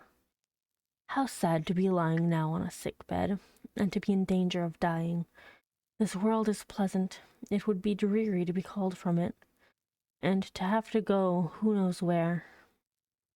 And then my mind made its first earnest effort to comprehend what had been infused into it concerning heaven and hell, and for the first time it recoiled, baffled, and for the first time, in glancing behind, on each side, and before it, I saw all around an unfathomed gulf. It felt the one point where it stood, the present. All the rest was all the rest was formless cloud and vacant depth, and it shuddered at the thought of tottering and plunging amid the chaos. While pondering this new idea, I heard the front door open. Mr. Bates came out, and with him a nurse. After she had seen him mount his horse and depart, she was about to close the door, but I ran up to her. "How is Helen Burns?" "Very poorly," was the answer. "Is it her Mr. Bates has been to see?" "Yes." "And what does he say about her?" "He says she'll not be here long." Oh. This phrase, uttered in my hearing yesterday, would have only conveyed the notion that she was about to be removed to Northumberland, to her own home. I should not have suspected that it meant she was dying, but I knew instantly now. It opened clear on my comprehension that Helen Burns was numbering her last days in this world, and that she was going to be taken to the region of spirits, if such region were there. If such region there were. I experienced a shock of horror.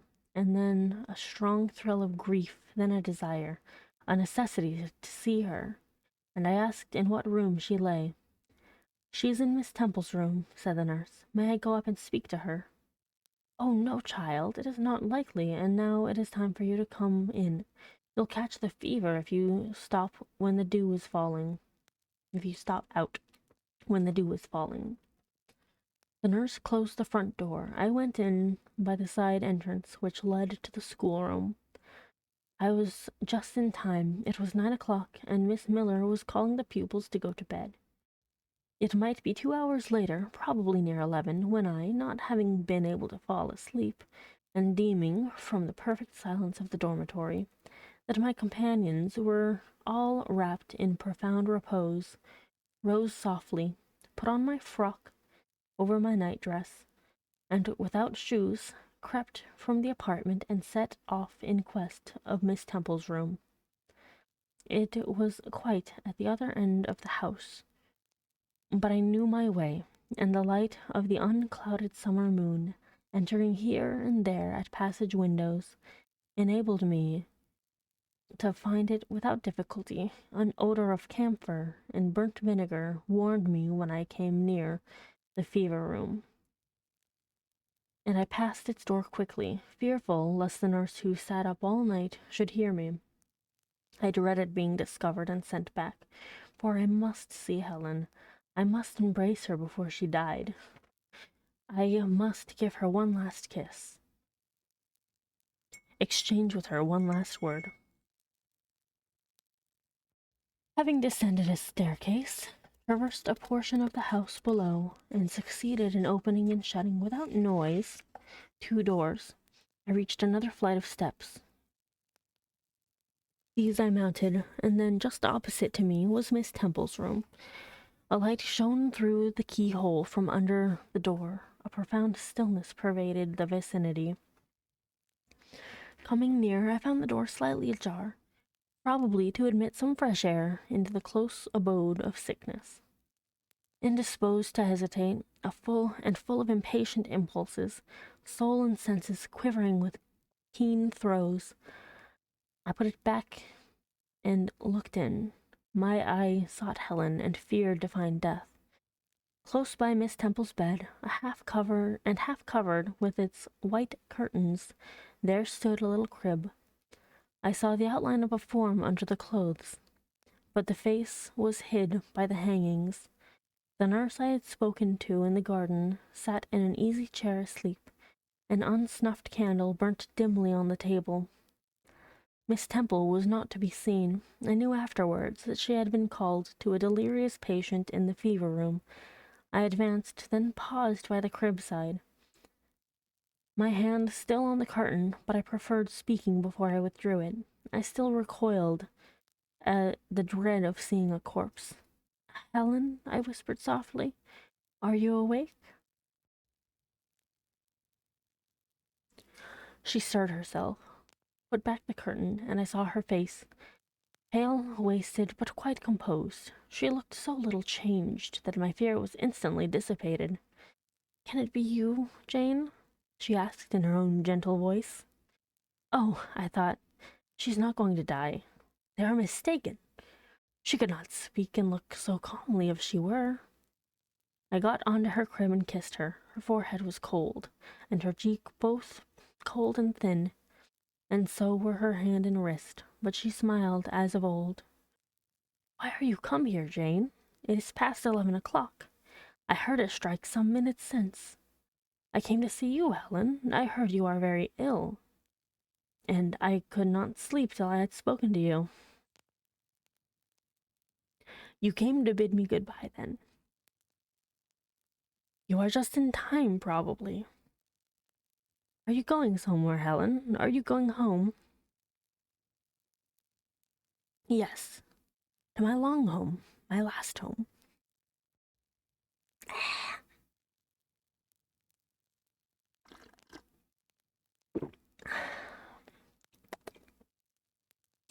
"No, no, Helen," I stopped, distressed. While I tried to devour my tears, a fit of coughing seized Helen. It did not, however, wake the nurse. When it was over, she lay some minutes exhausted, then whispered, "Jane, your little feet are bare. Lie down and cover yourself with my quilt."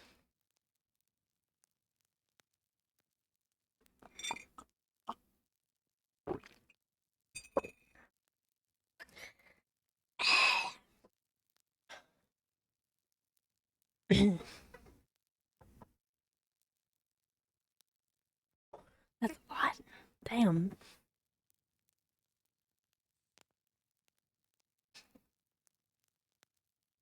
I did so. She put her arm over me, and I nestled close to her. After a long silence, she resumed, still whispering,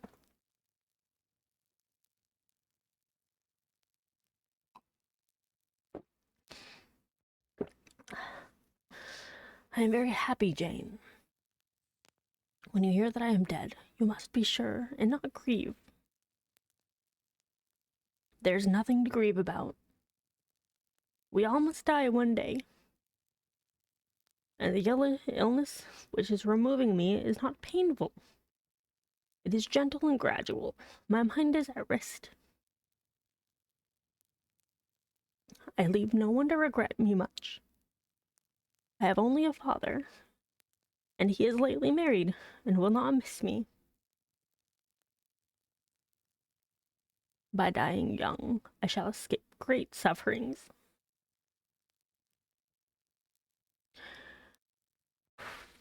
I had not talents to make my way very well in the world. I should have been continually at fault. But where are you going to, Helen? Can you see? Do you know?"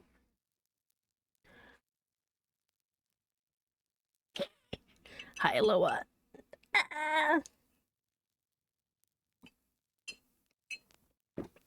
Perfect time for a care package.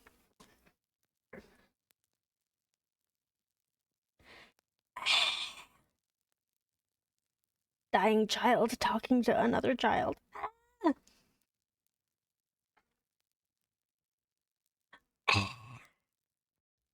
My goodness. Heart-wrenching.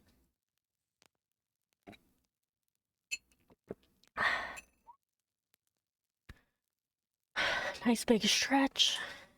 Nice hydrate.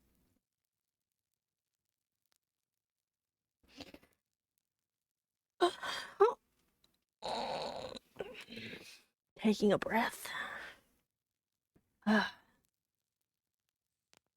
So fucking sad. God damn. Thank you, Nash, for the follow. I apologize, I'm a mess right now. Ooh. Ooh, okay. Uh,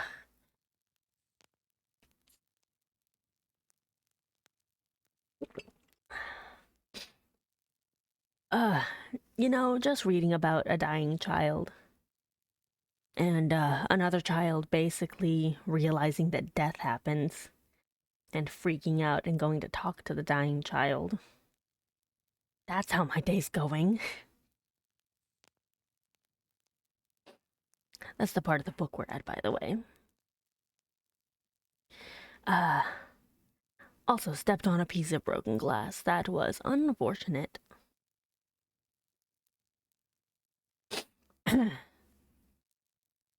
Okay, I'm good. I'm good. It's very sad, but it's very well written, too.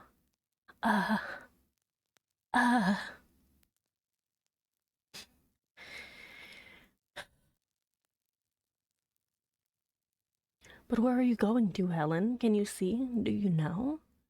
I believe, I have faith, I am going to God. Where is God? What is God? My maker and yours, who will never destroy what he created. I rely implicitly on his power and can find wholly in his goodness.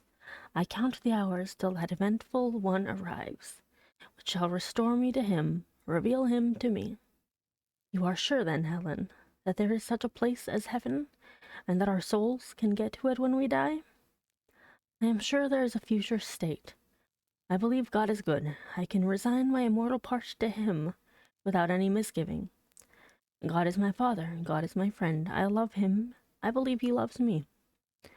And I shall see you again, Helen?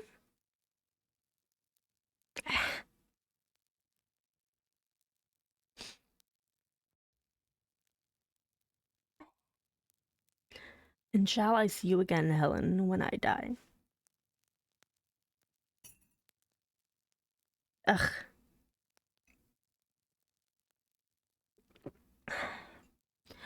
You will come to the same region of happiness, be received by the same mighty universal parent. No doubt, dear Jane. Again I questioned, but this time only in thought. Where is that region? Does it exist? And I clasped my arms closer around Helen.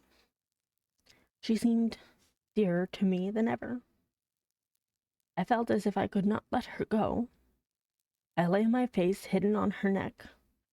Presently she said, in the sweetest tone,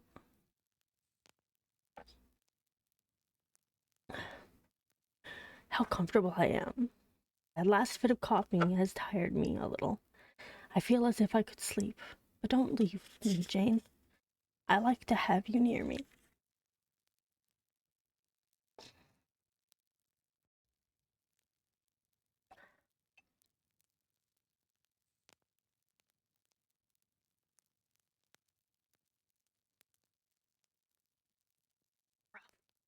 It's very rough.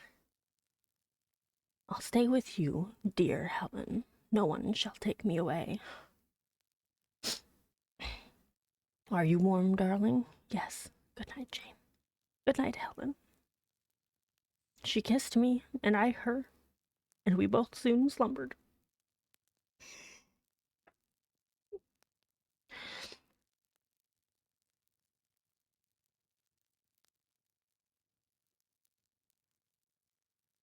When I awoke, it was day. An unusual movement roused me. I looked up. I was in somebody's arms. The nurse held me. She was carrying me through the passage, back to the dormitory. I was not reprimanded for leaving my bed. People had something else to think about. No explanation was afforded then to my many questions. But a day or two afterwards, I learned that Miss Temple. Okay. Ad break. Uh,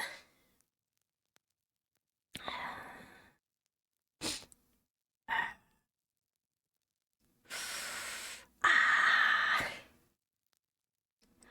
Gonna take this moment to settle myself down. I think perhaps I am too empathetic.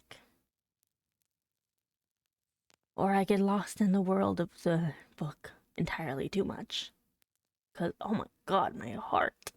My heart. Uh, ah.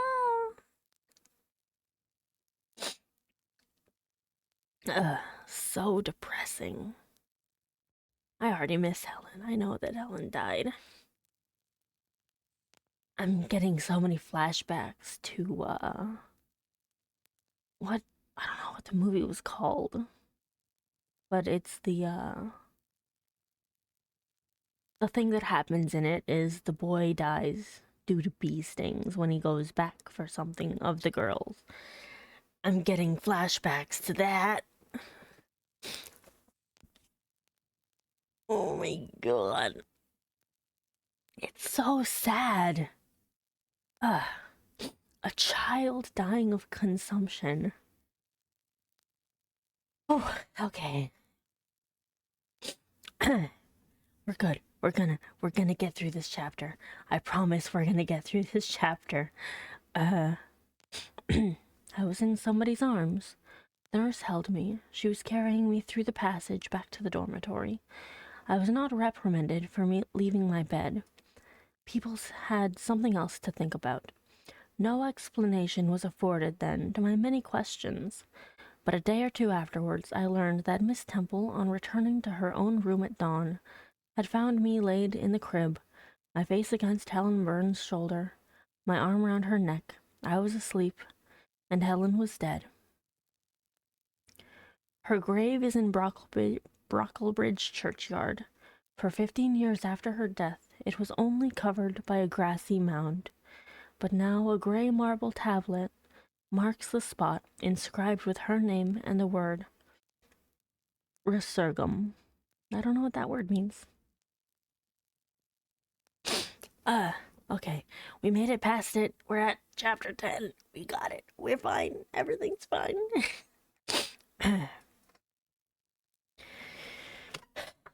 Hitherto, I have recorded in detail the events of my insignificant existence. To the first 10 years of my life, I have given almost as many chapters, but this is not to be a regular autobiography.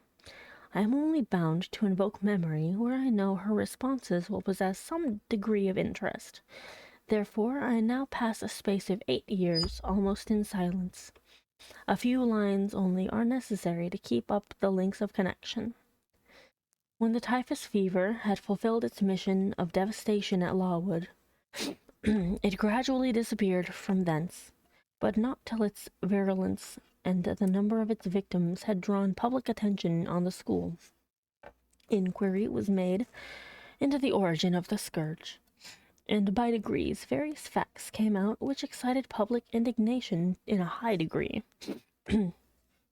The unhealthy nature of the sight, the quantity and quality of the children's food, the brackish, fetid water used in its preparation, the pupils' wretched clothing and accommodations, all these things were discovered, and the discovery produced a result mortifying to Mr. Brocklehurst, but beneficial to the institution. Several wealthy and benevolent individuals in the country subscribed largely for the erection of a more convenient building in a better situation. New regulations were made, improvements in diet and clothing introduced. The funds of the school were entrusted to the management of a committee. Mr. Brocklehurst, who from his wealth and family connections could not be overlooked, still retained the post of treasurer, but he was aided in the discharge of his duties by gentlemen of rather more enlarged and sympathizing minds. Like this guy caused a whole bunch of kids to die with his negligence. No.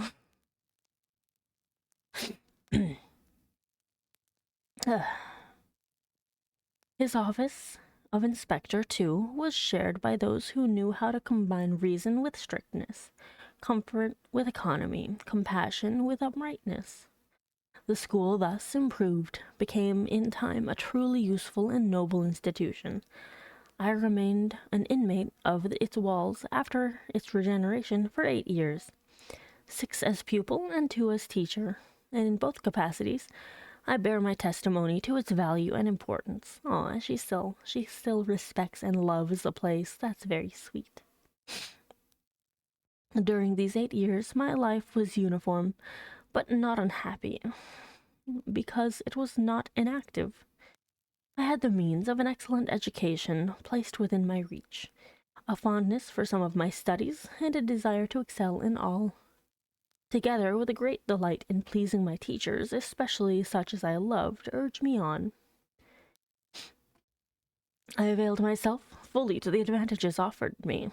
In time I rose to be the first girl of the first class. Then I was invested with the office of teacher, which I discharged with zeal for 2 years, but at the end of that time I altered. Miss Temple, through all changes, had thus far continued superintendent of the seminary. To her instruction I owed the best part of my acquirements. Her friendship and society had been my continual solace. She had stood me in the stead of mother, governess, and, latterly, companion. At this period, she married, removed with her husband, a clergyman, an excellent man, almost worthy of such a wife.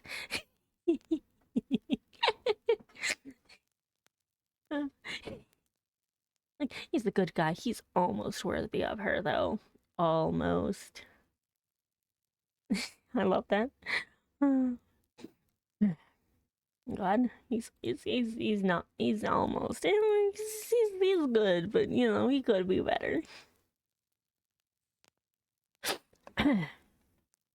Ugh. To a distant county, and consequently was lost to me. Yeah, she had to move away because she got married.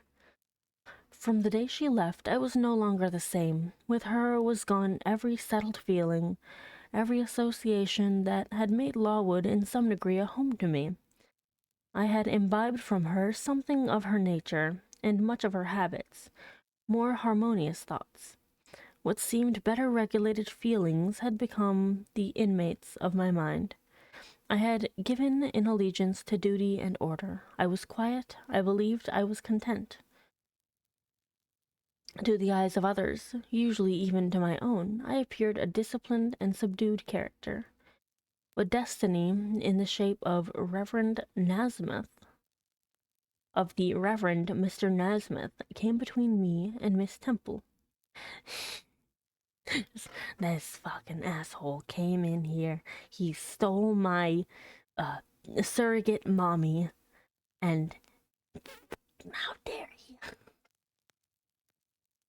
I saw her in her traveling dress step into a post-chaise shortly after the marriage ceremony. I watched the chaise mount the hill and disappear beyond its brow, and then retired to my own room, and there spent in solitude the greatest part of the half-holiday granted in honor of the occasion. I walked about the chamber most of the time. I imagined myself only to be regretting my loss, and thinking how to repair it. But when my reflections were concluded, and I looked up, and found that the afternoon was gone, and evening far advanced, another discovery. I don't know if I said, yes, I already said thank you to Nash for the follow. And evening far advanced, another discovery dawned on me, namely, that in the interval I had undergone a transforming process, that my mind had put off all it had borrowed of Miss Temple, or rather, that she had taken with her the serene atmosphere I had been breathing in her vicinity, and that now I was left in my natural element, and beginning to feel the stirring of old emotions. It did not seem as if a prop were withdrawn, but rather as if a motive were gone. It was not the power to be tranquil which had failed me, but the reason for tranquillity was no more. My world had for some years been in Lawwood. My experience had been of its rules and systems. Now I remembered that the real world was wide, and that a varied field of hopes and fears, of sensations and excitements, awaited those who had courage to go forth into its expanse, to seek real knowledge of life amidst its perils. I went to my window, opened it, and looked out. There were the two wings of the building. There was the garden, there were the skirts of Lawwood, there was the hilly horizon. My eye passed all other objects to rest on those most remote, the blue peaks. It was those I longed to surmount. All within their boundary of rock and heath seemed prison ground, exile limits. I traced the white road winding round the base of one mountain, and vanishing in a gorge between two. How I longed to follow it farther. I recalled the time when I had travelled that very road in a coach. I remembered descending that hill at twilight. An age seemed to have elapsed since that day, since the day which brought me first to Lawwood, and I had never quitted it since. My vacations had all been spent at school. Mrs. Reed had never sent for me to Gateshead. Neither she nor any of her family had ever been to visit me. I had had no communication by letter or message with the outer world. School rules, school duties, school habits and notions, and voices and faces and phrases and costumes and preferences and antipathies. Such was what I knew of existence, and now I felt that it was not enough. I tired of the routine of 8 years in one afternoon. I desired liberty. For liberty I gasped. For liberty I uttered a prayer. It seemed scattered on the wind, then faintly blowing. I abandoned it and framed a humbler supplication for change, stimulus. That petition, too, seemed swept off into vague space. Then I cried, half desperate, grant me at least a new servitude. Oh no. I wonder what's gonna happen. I was not free to resume. Oh no. Here, a bell, ringing the hour of supper, called me downstairs. I was not free to resume the interrupted chain of my reflections till bedtime.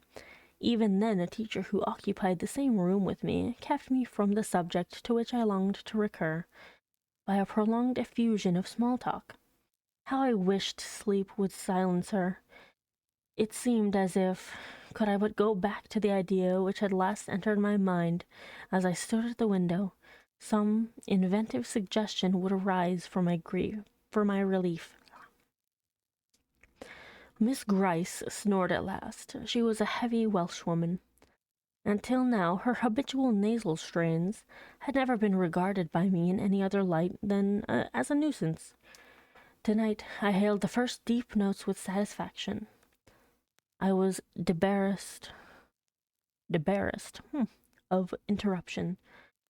My half-effaced thought instantly revived. A new servitude, there's something in that. I soliloquized, mentally, be it understood. I did not talk aloud. Yeah, I would certainly hope so. That would be awkward. That would be extremely awkward. I know there is, because it does not sound too sweet. It is not like such word as liberty, excitement, enjoyment. Delightful sounds truly, but no more than sounds for me, and so hollow and fleeting that it is mere waste of time to listen to them. But servitude, that must be matter of fact. Any one may serve. I have served here 8 years. Now all I want is to serve elsewhere. Can I not get so much of my own will? Is not the thing feasible? Yes, yes. The end is not so difficult. If I had only a brain active enough to ferret out the means of attaining it. I sat up in bed by way of arousing this said brain. It was a chilly night. I covered my shoulders with a shawl, and then I proceeded to think again with all my might. What do I want? A new place in a new house, amongst new phases, under new circumstances. I want this because it is of no use wanting anything better. How do people do to get a new place? They apply to friends, I suppose. I have no friends. There are many others who have no friends, who must look about for themselves, and be their own helpers. And what is their resource? I could not tell. Nothing answered me. I then ordered my brain to find a response, and quickly. It worked and worked faster. I felt the pulses throb in my head and temples, but for nearly an hour it worked in chaos, and no result came of its efforts.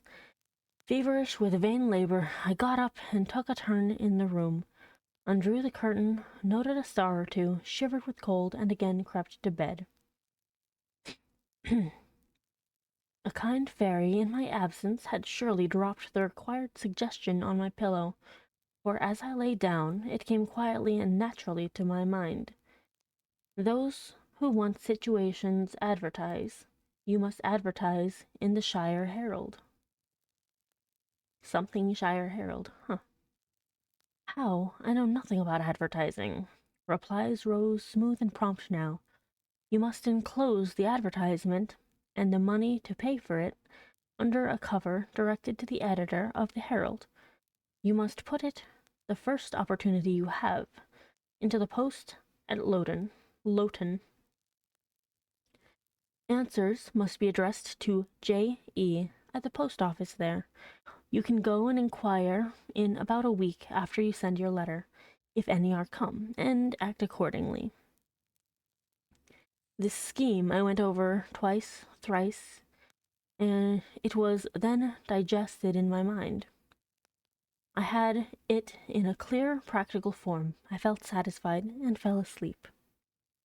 With earliest day I was up, had my advertisement written, enclosed, and directed before the bell rang to rouse the school. It ran thus: a young lady accustomed to tuition, had I not been a teacher 2 years, is desirous of meeting with a situation in a private family where the children are under 14. I thought that I was barely 18. It would not do to undertake the guidance of pupils nearer my own age. She is qualified to teach the usual branches of a good English education, together with French, drawing, and music. In those days, reader, this now narrow catalogue of accomplishments would have been held tolerably comprehensive. Address J.E., Post Office, Lawton, somethingshire. This document remained locked in my drawer all day. After tea, I asked leave of the new superintendent to go to Lawton, in order to perform some small commissions for myself and one or two of my fellow teachers. Permission was readily granted. I went. It was a walk of 2 miles, and the evening was wet, but the days were still long. I visited a shop or two, slipped the letter into the post office, and came back through heavy rain with streaming garments, but with a relieved heart. The succeeding week seemed long. It came to an end at last. However, like all sublunary things, and once more, towards the close of a pleasant autumn day, I found myself afoot on the road to Lawton. A picturesque track it was, by the way, lying along the side of the beck and through the sweetest curves of the dale. But that day I thought more of the letters that might or might not be awaiting me at the little burg whither I was bound, than of the charms of lea and water. Yeah, that's fair. I would also be very distracted with the concept of, getting out.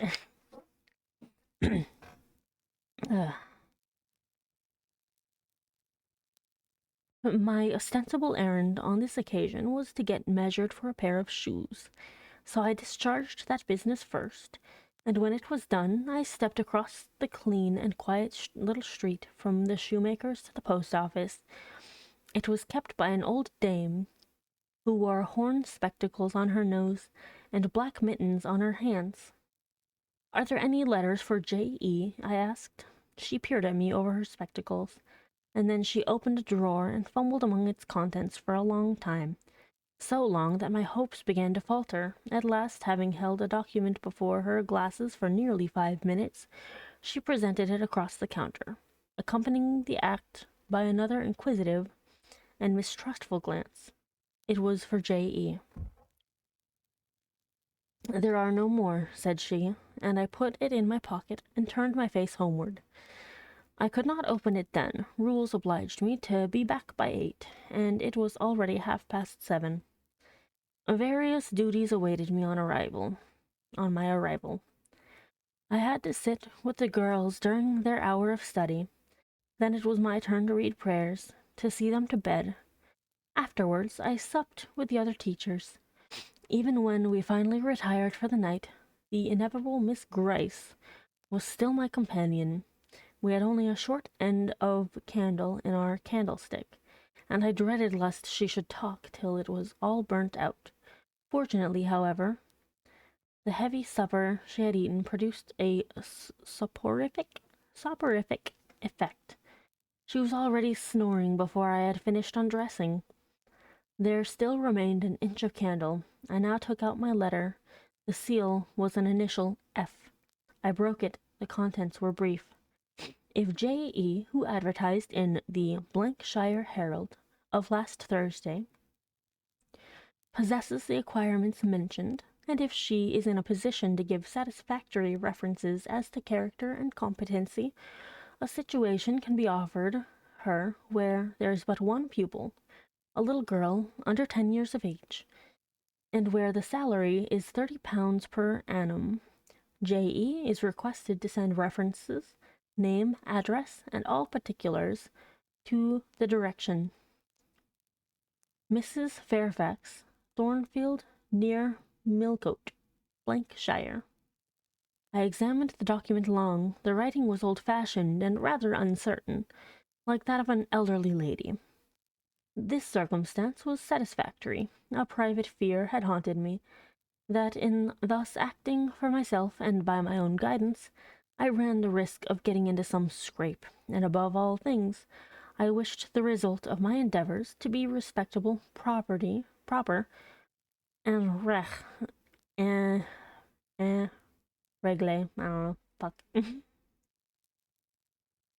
I now felt that an elderly lady was no bad ingredient in the business I had on hand. Mrs. Fairfax. I saw her in a black gown and widow's cap, frigid perhaps, but not uncivil, a model of elderly English respectability. Thornfield. That doubtless was the name of her house. A neat, orderly spot, I was sure. Though I failed in my efforts to conceive a correct plan of the premises. Millcote, Shire. I brushed up my recollections of the map of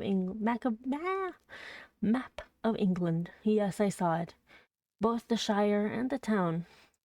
Shire was 70 miles nearer London than the remote county where I now resided. That was a recommendation to me. I longed to go where there was life and movement. Millcote was a large manufacturing town on the banks of the A. A busy place enough, doubtless so much the better. It would be a complete change, at least. Not that my fancy was much captivated by the idea of long chimneys and clouds of smoke. But, I argued, Thornfield will, probably, be a good way from the town. Here the socket of the candle dropped, and the wick went out. Next day, new steps were to be taken. My plans could no longer be confined to my own breast. I must impart them in order to achieve their success. Having sought and obtained an audience of the superintendent during the noontide recreation, I told her that I had a prospect of getting a new situation where the salary would be double what I now received, for at Lowood I only got £15 per annum, and requested she would break the matter for me to Mr. Brocklehurst, or some of the committee, and ascertain whether they would permit me to mention them as references. She obligingly consented to act as mediatrix in the matter. The next day she laid the affair before Mr. Brocklehurst, who said that as Mrs. Reed must be written to, as she was my natural guardian, a note was accordingly addressed to that lady, who returned for answer that I might do as I pleased. She had long relinquished all interference in my affairs. This note went the round of the committee, and at last, after what appeared to me most tedious delay, formal leave was given me to better my condition if I could, and an assurance added that as I had always conducted myself well, both as teacher and pupil at Lowood, a testimonial of character and capacity signed by the inspectors of the institution should forthwith be furnished me. This testimonial I accordingly received in about a month, forwarded a copy of it to Mrs. Fairfax, and got that lady's reply, stating that she was satisfied, and fixing that day fortnight as the period for my assuming the post of governess in her house. I now busied myself in preparations. The fortnight passed rapidly. I had not a very large wardrobe, though it was adequate to my wants, and the last day sufficed to pack my trunk, the same I had brought with me 8 years ago from Gateshead. Oh, wait. Yeah, 8 years ago. Okay, cool. The box was corded, the card nailed on, In half an hour, the carrier was to call for it to take it to Lawton, whither I myself was to repair an early hour the next morning to meet the coach. I had brushed my back. I had brushed my black stuff traveling dress, prepared my bonnet, gloves, and muff, sought in all my drawers to see that no article was left behind. And now, having nothing more to do, I sat down and tried to rest. I could not, though I had been on foot all day. I could not now repose an instant. I was too much excited. A phase of my life was closing tonight, a new one opening tomorrow. Impossible to slumber in the interval. I must watch feverishly while the change was being accomplished. "Miss," said a servant who met me in the lobby, where I was wandering like a troubled spirit. No, "Miss," said a servant who met me in the lobby where I was wandering like a troubled spirit. "A person below wishes to see you." The carrier, no doubt, I thought, and ran downstairs without inquiry. I was passing the back parlor or teacher's sitting room, the door of which was half open, to go to the kitchen, when someone ran out. "It's her, I am sure. I could have told her anywhere," cried the individual who stopped my progress and took my hand. I looked. I saw a woman attired like a well-dressed servant, matronly yet still young, very good-looking, with black hair and eyes, and lively complexion. "Well, who is it?" she asked, in a voice and with a smile I half recognized. That's about to start. Dang. "You've not quite forgotten me, I think, Miss Jane." In another second I was embracing and kissing her rapturously. "Bessie, Bessie, Bessie!" That was all I said, whereat she half laughed, half cried, and we both went into the parlor. By the fire stood a little fellow of 3 years old, in plaid frock and trousers. "That is my little boy," said Bessie directly. Then you are married, Bessie?" "Yes, nearly 5 years since, to Robert Leaven, the coachman. And I've a little girl besides Bobby there, that I've christened Jane." "Oh." "And you don't live at Gateshead?" "I live at the lodge. The old porter has left." "Well, and how do they all get on?" We'll find out next time. We'll find out in just a moment. I'm going to get more tea while the ad runs. So I hope you all enjoy. Just a moment. I'll be right back.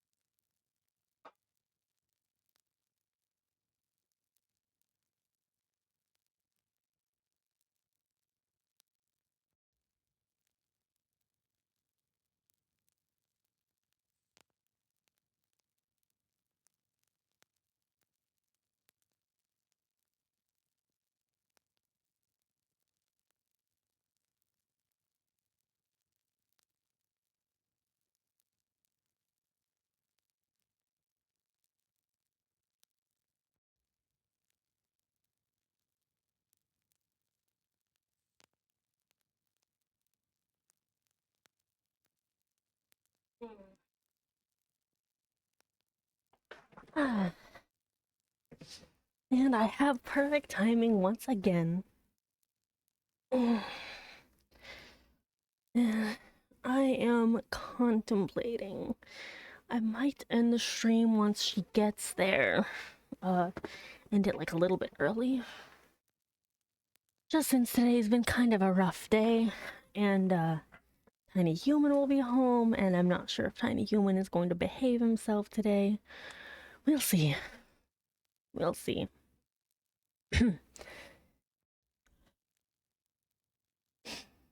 And how well do they get on? I'll get on. Tell me everything about them, Bessie.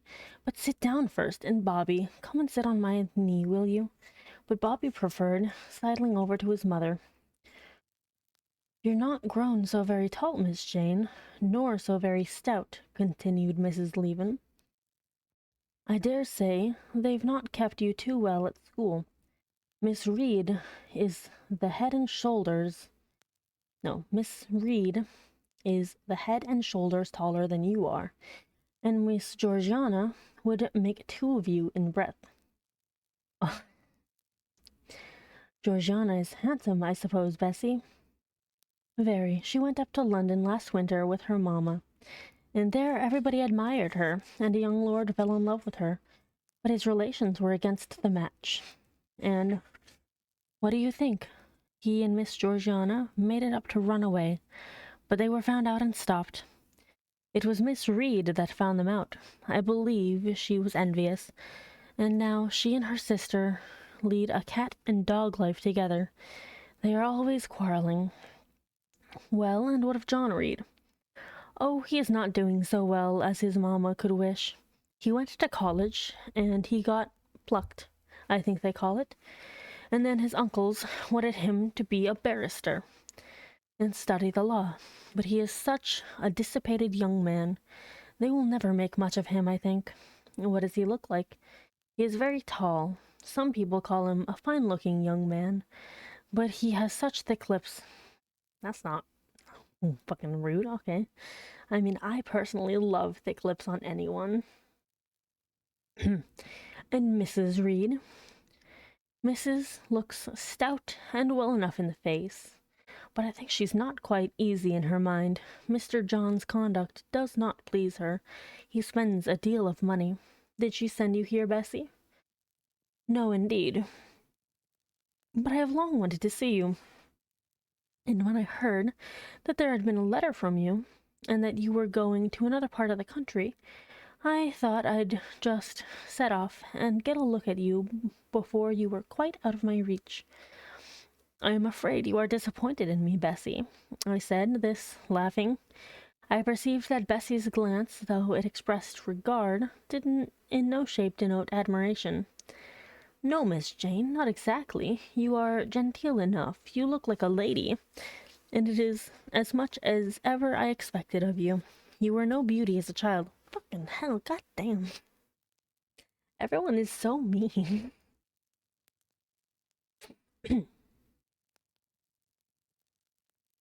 I smiled at Bessie's frank answer. I felt that it was correct, but I confess I was not quite indifferent to its import. At 18, most people wish to please, and the conviction that they have not an exterior likely to second that desire brings anything but gratification. I dare say you are clever, though, continued Bessie, by the way of solace. What can you do? Can you play on the piano? A little. There was one in the room. Bessie went and opened it, and then asked me to sit down and give her a tune. I played a waltz or two, and she was charmed. The Miss Reeds could not play as well. Fuck them, they're fucking bitches. She said exultingly. I always said you would surpass them in learning. And can you draw? That is one of my paintings over the chimney-piece. It was a landscape in watercolors, of which I had made a present to the superintendent in acknowledgment of her obliging mediation with the committee on my behalf, and which she had framed and glazed. Well, that is beautiful, Miss Jane. It is as fine a picture as any Miss Reed's drawing master could paint, let alone the young ladies themselves, who could not come near it. And you have learned French? Yes, Bessie, I can both read it and speak it. And you can work on muslin and canvas? I can. Oh, you are quite a lady, Miss Jane. I knew you would be. You will get on whether your relations notice you or not. There was something I wanted to ask you. Have you ever heard anything from your father's kinsfolk, the Ayres? Never in my life. Well, you know, Mrs. always said they were poor and quite despicable. And they may be poor, but I believe they are as much gentry as the Reeds are. For one day, nearly 7 years ago, Mr. Eyre came to Gateshead and wanted to see you. Mrs. said you were at school 50 miles off. He seemed so much disappointed, for he could not stay. He was going on a voyage to a foreign country, and the ship was to sail from London in a day or two. He looked quite a gentleman, and I believe he was your father's brother. What foreign country was he going to, Bessie? An island thousands of miles off, where they make wine. The butler did tell me. Madeira? I suggested. Yes, that is it. That is the very word. I almost said sword. So he went? Yes, he did not stay many minutes in the house. Mrs. was very high with him. She called him afterwards a sneaking tradesman. My Robert believes he was a wine merchant. Very likely, I returned, or perhaps clerk or agent to a wine merchant. Bessie and I conversed about old times an hour longer, and then she was obliged to leave me. I saw her again for a few minutes the next morning at Lawton. While I was waiting for the coach, we parted finally at the door of the Brocklehurst Arms there. Each went her separate way. She set off for the brow of Lawwood Fell to meet the conveyance which was to take her back to Gateshead. I mounted the vehicle which was to bear me to new duties and a new life in the unknown environs of Millcote.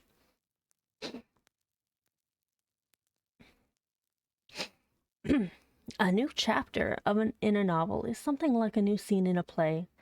And when I draw up the curtain this time, reader, you must fancy you see a room in the George Inn at Millcote, with such large-figured papering on the walls as inn rooms have, such a carpet, such furniture, such ornaments on the mantelpiece, such prints, including a portrait of George III, and another of the Prince of Wales, and a representation of the death of Wolfe.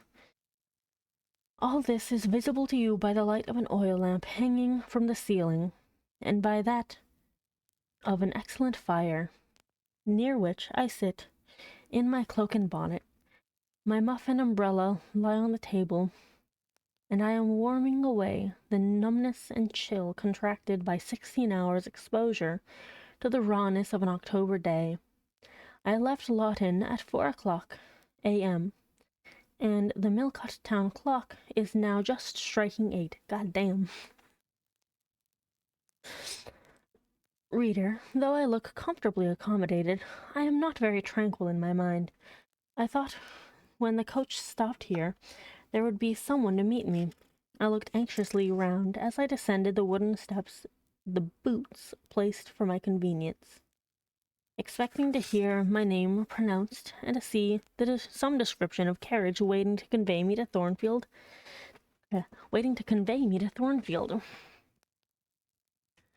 Nothing of the sort was visible, and when I asked a waiter if anyone had been to inquire after a Miss Eyre, I was answered in the negative. So I had no resource but to request to be shown into a private room, and here I am waiting, while all sorts of doubts and fears are troubling my thoughts. It is a very strange sensation to inexperienced youth to feel itself quite alone in the world, cut adrift from every connection, uncertain whether the port to which it is bound can be reached, and prevented by many impediments from returning to that it has quitted. The charm of adventure sweetens that sensation.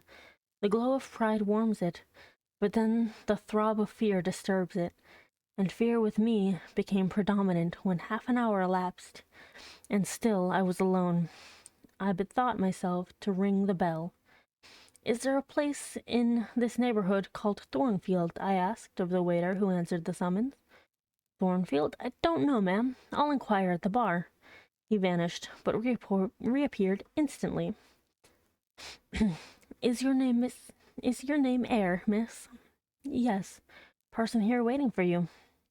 I jumped up, took my muff and umbrella, and hastened into the inn passage. A man was standing by the open door, and in the lamplit street I dimly saw a one-horse conveyance. "This will be your luggage, I suppose," said the man rather abruptly when he saw me, pointing to my trunk in the passage. Yes. He hoisted it onto the vehicle, which was a sort of car, and then I got in. Before he shut me up, I asked him how far it was to Thornfield. A matter of 6 miles. How long shall we be before we get there? Happen an hour and a half. He fastened the car door, climbed to his own seat outside, and we set off. Our progress was leisurely, and gave me ample time to reflect. I was content to be at length so near the end of my journey, and as I leaned in the back in the comfortable, though not elegant conveyance, I meditated, much at my ease. I suppose, I thought, judging from the plainness of the servant and carriage, Miss Fairfax is not a very dashing person. So much the better. I never lived amongst fine people but once, and I was very miserable with them. I wonder if she lives alone except for this little girl. If so, and if she is in any degree amiable, I shall surely be able to get on with her. I will do my best. It is a pity that doing one's best does not always answer. At Lowood, indeed, I took that resolution, kept it, and succeeded in pleasing. But with Mrs. Reed, I remember my best was always spurned with scorn. I pray God Mrs. Fairfax may not turn out a second Mrs. Reed. But if she does, I am not bound to stay with her. Let the worst come to the worst. I can advertise again. How far are we on our road now, I wonder? I let down the window and looked out. Millcote was behind us. Judging by the number of its lights, it seemed a place of considerable magnitude, much larger than Loudon.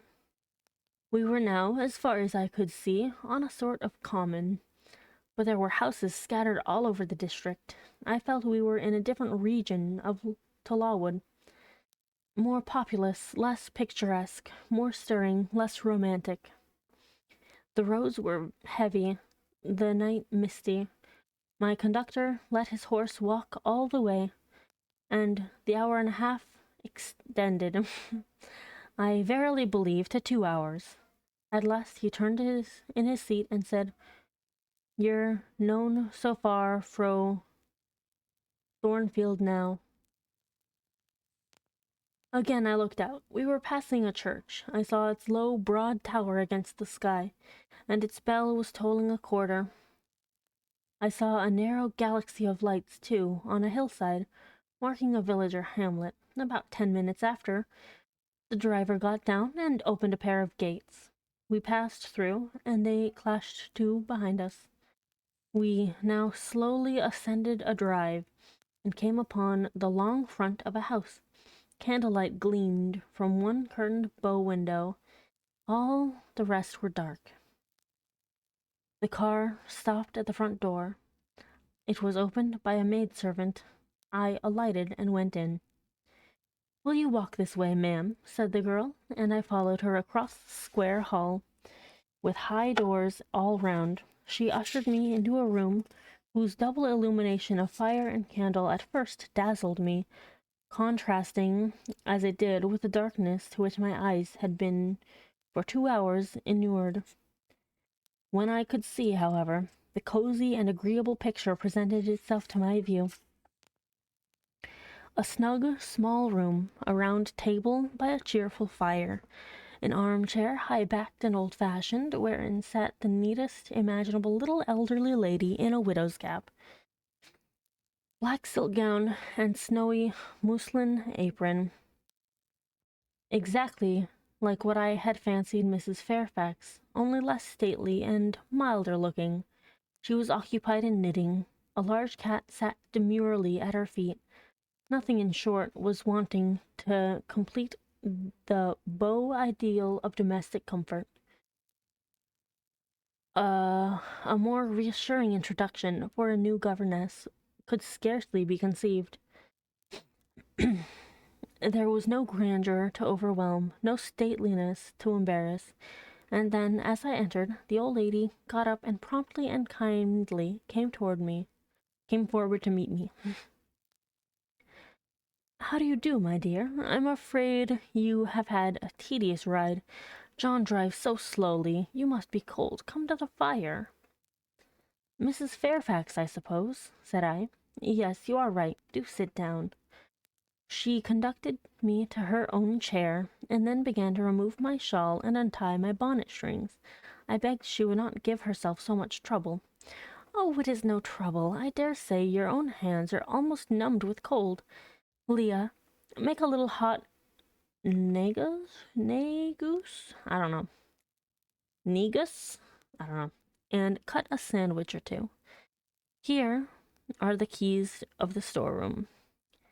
And she produced from her pocket a most housewifely bunch of keys and delivered them to the servant. "This place sounds fucking rad. I would love to live here. Oh my goodness."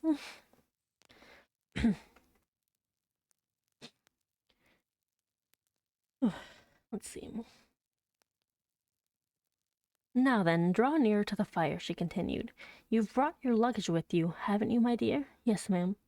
"I'll see it carried into your room," she said, and bustled out. She treats me like a visitor, thought I. I little expected such a reception. I anticipated only coldness and stiffness. This is not like what I have heard of the treatment of governess. But I must not exult too soon. She returned. With her own hands cleared her knitting apparatus and a book or two from the table, to make room for the tray which Leah now brought, and then herself handed me the refreshments. I felt rather confused at being the object of more attention than I had ever before received, and that too shown by my employer and superior. But as she did not herself seem to consider she was doing anything out of her place, I thought it better to take her civilities quietly. "Shall I have the pleasure of seeing Miss Fairfax tonight?" I asked, when I had partaken of what she offered me. "What did you say, my dear? I'm a little deaf," returned the good lady, approaching her ear to my mouth. I repeated the question more distinctly. "Miss Fairfax? Oh, you mean Miss Varens. Varens is the name of your future pupil. Indeed, then she is not your daughter?" "No, I have no Aww, that's so cute."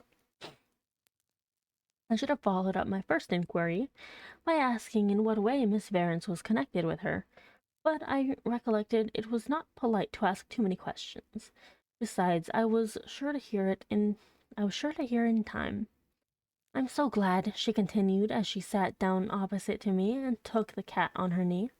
"I'm so glad you are come. It will be quite pleasant living here now with a companion. To be sure, it is pleasant at any time, for Thornfield is a fine old hall, rather neglected of late years perhaps, but still it is a respectable place. Yet, you know, in winter-time one feels dreary quite alone in the best quarters. I say alone. Leah is a nice girl, to be sure, and John and his wife are very decent people. But then, you see, they are only servants, and one can't converse with them on terms of equality. One must keep them at due distance for fear of losing one's authority. I'm sure last winter it was a very severe one, if you recollect, and when it did not snow, it rained and blew. Not a creature but the butcher and postman came to the house, from November till February, and I really got quite melancholy with sitting night after night alone, and Leah in to read me sometimes. I had Leah in to read to me sometimes, but I don't think the poor girl liked the task much. She felt it confining. In spring and summer one got on better. Sunshine and long days make such a difference. And then, just at the commencement of this autumn, little Adela Varens came, and her nurse. A child makes a house alive all at once, and now you are here. I shall be quite happy." My heart really warmed to the worthy lady as I heard her talk, and I drew my chair a little nearer to her, and expressed my sincere wish that she might find my company as agreeable as she anticipated. "But I'll not keep you sitting up late tonight," said she. "It is on the stroke of 12 now, and you have been traveling all day. You must feel tired. If you have got your feet well warmed, I'll show you to your bedroom. I've had the room next to mine prepared for you. It is only a small apartment, but I thought you would like it better than one of the large front chambers. To be sure, they have finer furniture, but they are so dreary and solitary. I never sleep in them myself. She's like, these rooms are much more cozy. I'm sure you'd like to sleep in them more. And I'm like, yeah. I thanked her for her considerate choice, and as I really felt fatigued with my long journey, expressed my readiness to retire. She took her candle, and I followed her from room to room. First, she went to see if the hall door was fastened. Having taken the key from the lock, she led the way upstairs. The steps and banisters were of oak. The staircase window was high and latticed. Both it and the long gallery into which the bedroom doors opened looked as if they belonged to a church rather than a house. A very chill and vault-like air pervaded the stairs and gallery, suggesting cheerless ideas of space and solitude, and I was glad when finally ushered into my chamber to find it of small dimensions and furnished in ordinary modern style. That's good.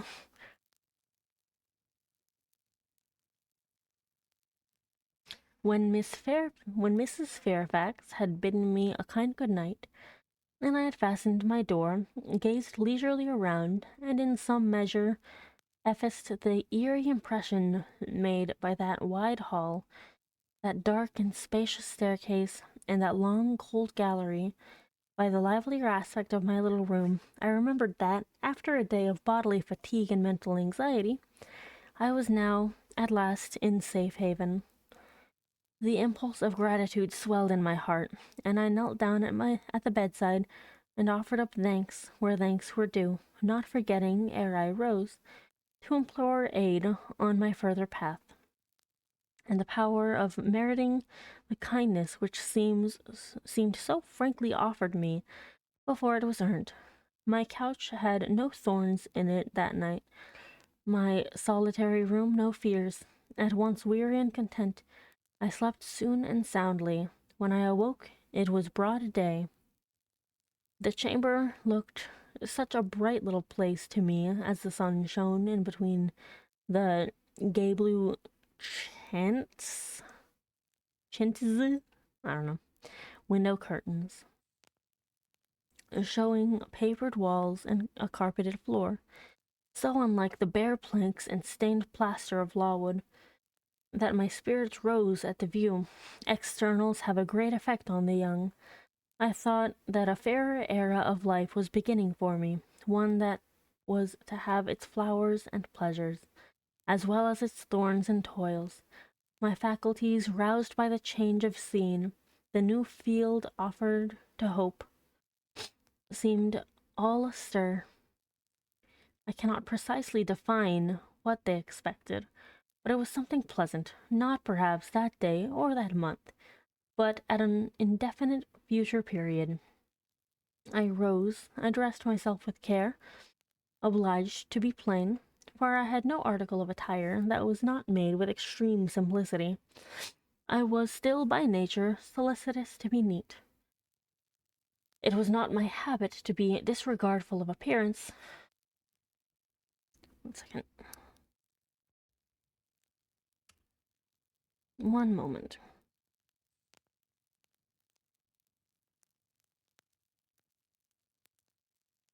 Hopefully it's charging. This is unfortunate.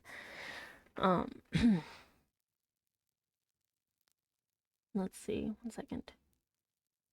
Disregardful of appearance or careless of the impression I made. On the contrary, I ever wished to look as well as I could, and to please as much as my want of beauty would permit. I sometimes regretted that I was not handsomer. I sometimes wished to have rosy cheeks, a straight nose, and small cherry mouth. I desired to be tall, stately, and finely developed in figure. I felt it a misfortune that I was so little, so pale, and had features so irregular and so marked. And why had I these aspirations and these regrets? It would be difficult to say. I could not then distinctly say it to myself. Yet I had a reason, and a logical, natural reason too.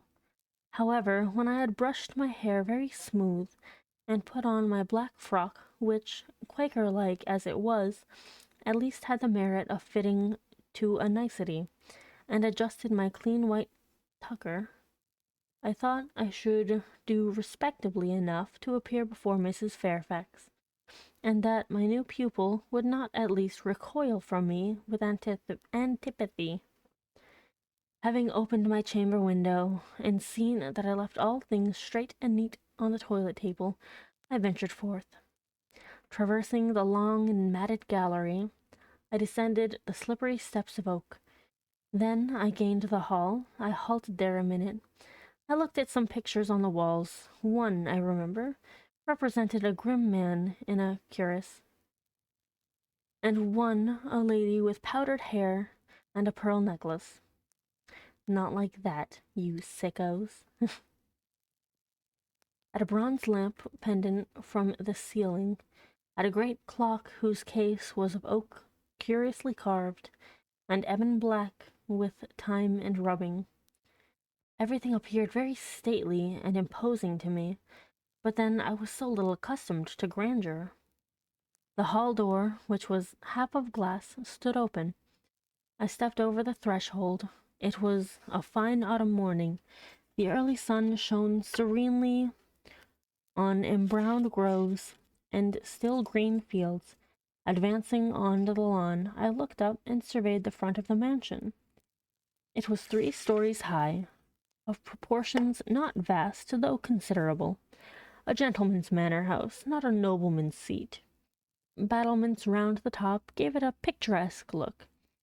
Its grey front stood out well from the background of a rookery, whose cawing tenants were now on the wing. They flew over the lawn and grounds to alight in a great meadow, from which these were separated by a sunk fence. I'll snooze that for just a moment. And where an array of mighty old thorn trees, strong, knotty, and broad as oaks, at once explained the etymology of the mansion's designation.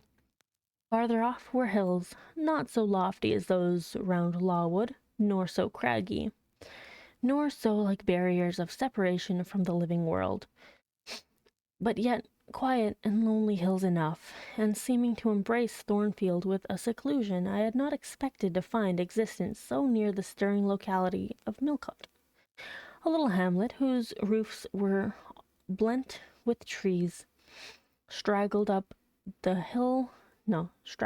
side of one of these hills. The church of the district stood nearer Thornfield. Its old tower top looked over a knoll between the house and gates. I was yet enjoying the calm prospect and pleasant fresh air, yet listening with delight to the cawing of the rooks, yet surveying the wide, hoary front of the hall, and thinking what a great place it was for one lonely little dame like Mrs. Fairfax to inhabit, when that lady appeared at the door. "What, out already?" said she. "I see you are an early riser." I went up to her, and was received with an affable kiss and shake of the hand. "How do you like Thornfield?" she asked. I told her I liked it very much. "Yes," she said, "it is a pretty place, but I fear it will be getting out of order unless Mr. Rochester should take it into his head to come and reside here permanently, or at least visit it rather oftener. Great houses and fine grounds require the presence of the proprietor." "Mr. Rochester!" I exclaimed. "Who is he?" "The owner of Thornfield," she responded quietly. "Did you not know he was called Rochester?" Of course I did not. I had never heard of him before, but the old lady seemed to regard his existence as a universally understood fact, with which everybody must be acquainted by instinct. "I thought," I continued, "Thornfield belonged to you." Bless you, child. To me, bless you, child. What an idea, to me. I am only the housekeeper, the manager. To be sure, I am distantly related to the Rochesters by my mother's side, or at least my husband was. He was a clergyman incumbent of Hay, that little village yonder on the hill, and that church near the gates was his. The present Mr. Rochester's mother was a Fairfax, and second cousin to my husband, but I never presume on the connection. In fact, it is nothing to me. I consider myself quite the light of an ordinary housekeeper. My employer is always civil, and I expect nothing more. And the little girl, my pupil?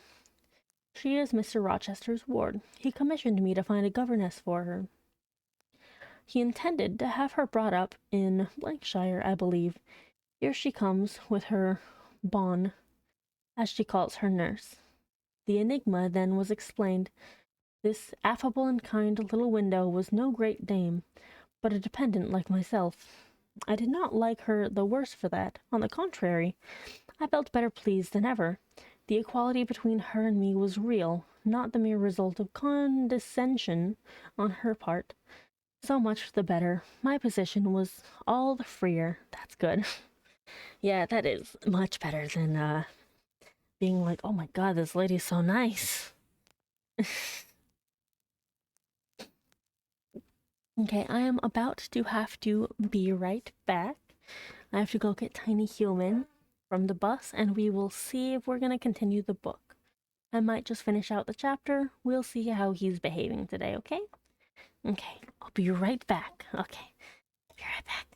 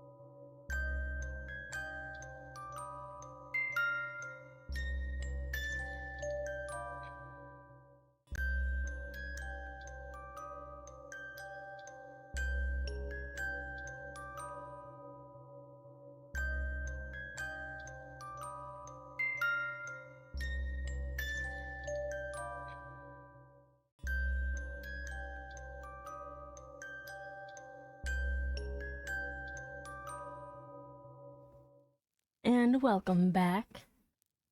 I hope you guys stuck around. If you didn't, that's fine. If you did, I extra appreciate you. You're awesome and wonderful and beautiful, okay? Let's get back to reading some wonderful Jane Eyre.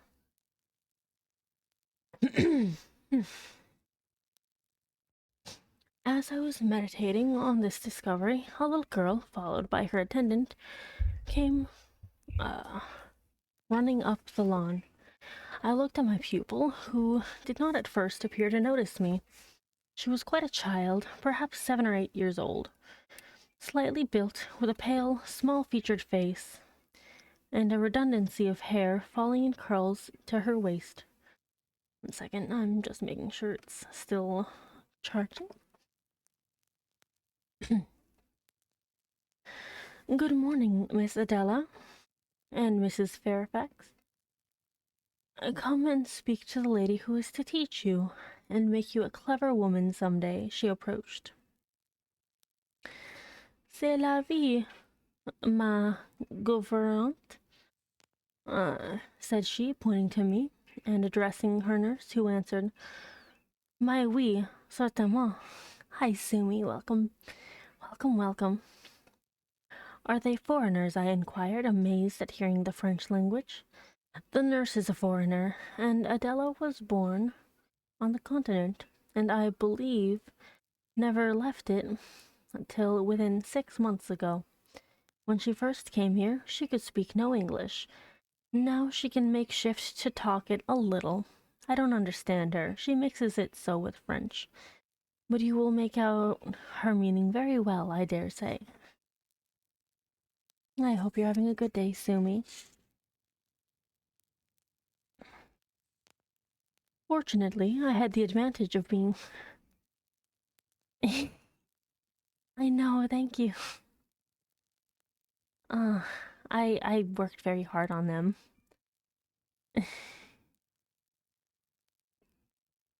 I think they're all good. I think they're all good now.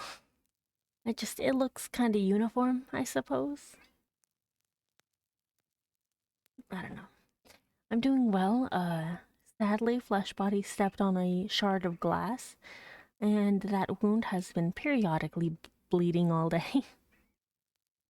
So that hurts. I also have a little glow to me. Look, I'm so magical. I love it. I actually love the little trail it leaves behind me. Yeah, I'm okay though. I'm fine. I'm not hurt. Well, I am hurt, technically. Yeah, look. You can see it.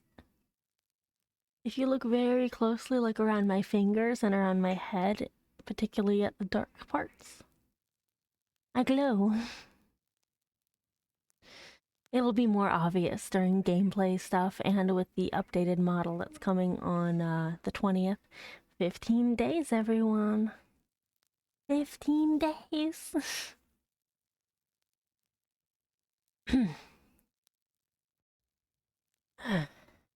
But yeah. Oh, hi, Nashirio. Nashi? Nashi? Maybe. I'm back from my break, so we're going to start reading Jane Eyre again. Yeah, 2 weeks. 2 weeks. I mean, it's done, Sumi. It's done. It's already finished. I have it. I have buttons to switch to them, too. But y'all have to wait, because I'm mean like that, and I want to make it a special little celebration, you know? I've already given people sneak peeks today. But yes, I'm very excited. Very, very, very, because even the rigging is better. Yeah, I mean, I would hope it would be fair. Oh, Nash or Nashi? Okay. Thank you very much. Oh, Tiny Human is,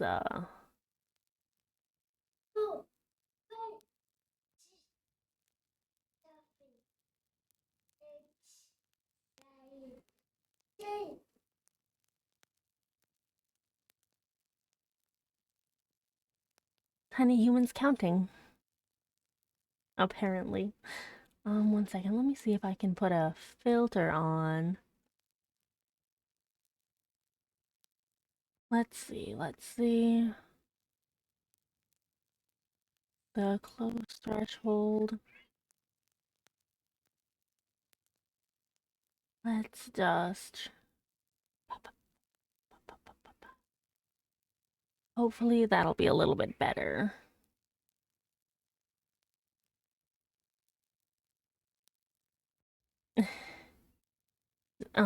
So he's not mine. I just help take care of him. I essentially serve as a live-in nanny, which is why I am well, Flesh Body serves as it. I kind of just hang out. um but yeah, live-in nanny, that's why I'm able to stream and to not have to worry too much about finding, I guess, more traditional work, I suppose. I suppose. Well, to be fair, we are kind of one and the same, Sumi. Like, we share a body, we share experiences. I'm just here, and she's also here. It's complicated.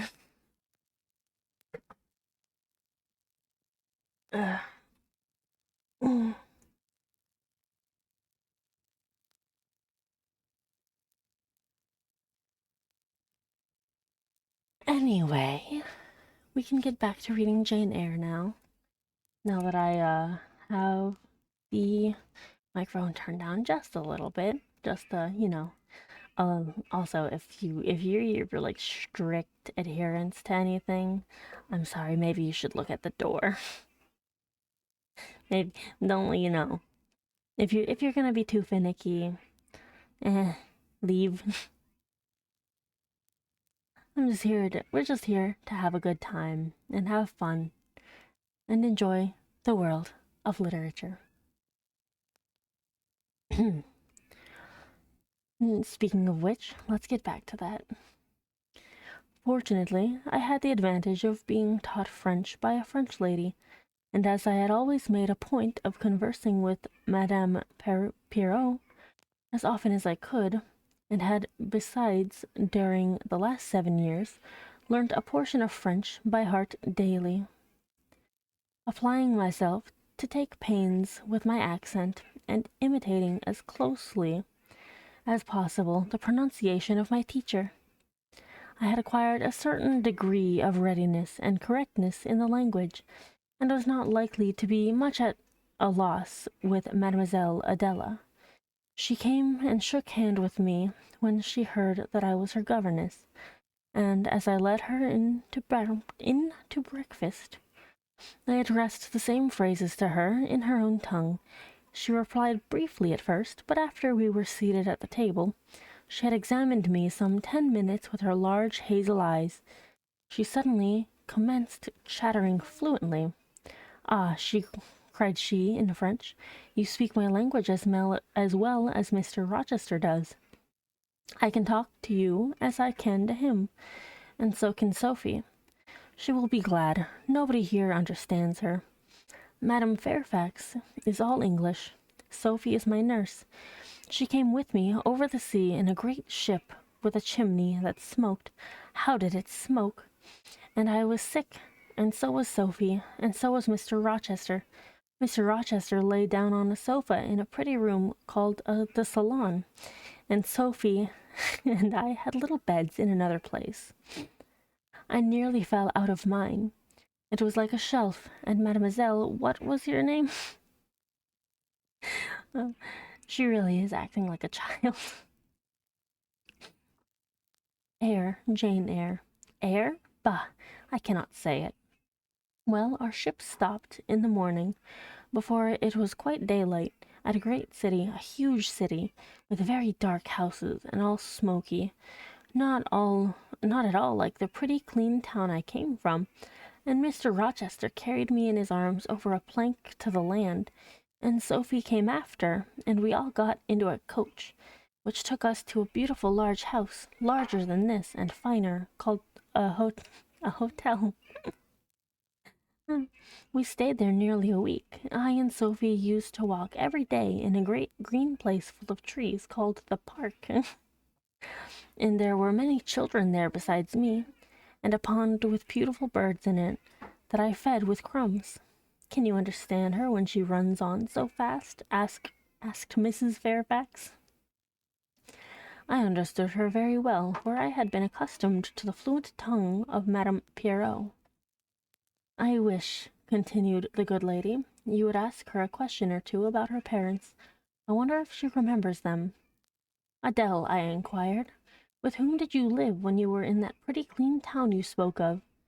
I lived long ago with Mamma, but she is gone to the Holy Virgin. Mamma used to teach me to dance and sing and to say verses. A great many gentlemen and ladies came to see Mamma, and I used to dance before them, or to sit on their knees and sing to them. I liked it. Shall I let you hear me sing now? She had finished her breakfast, so I permitted her to give a specimen of her accomplishments. Descending from her chair, she came and placed herself on my knee. Then, folding her little hands demurely before her, shaking back her curls and lifting her eyes to the ceiling, she commenced singing a song from some opera. It was the strain of a forsaken lady, who, after bewailing the perfidy of her lover, calls pride to her aid, desires her attendant to deck her in her brightest jewels and richest robes, and resolves to meet the false one that night at a ball, and prove to him, by the gaiety of her demeanour, how little his desertion has affected her. The subject seemed strangely chosen for an infant singer, but I suppose the point of the exhibition lay in hearing the notes of love and jealousy warbled with the lisp of childhood. And in very bad taste that point was. At least I thought so. Yeah, that is kind of strange.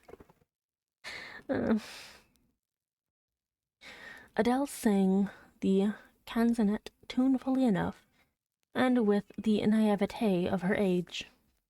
This achieved, she jumped from my knee and said, "Now, mademoiselle, I will repeat you some poetry." Assuming an attitude, she began, La Ligue des Rats, a fable de la Fontaine. She then declaimed the little piece with an attention to punctuation and emphasis, a flexibility of voice and appropriateness of gesture very unusual indeed at her age, which proved she had been carefully trained. Was it your mamma who taught you that piece? I asked. Yes, and she just used to say it in this way. Où avez-vous donc lui dit un de ces rats parler? She made me lift my hand, so, to remind me to raise my voice at the question. Qu'avez-vous donc lui dit? Okay, I get it. Now shall I dance for you?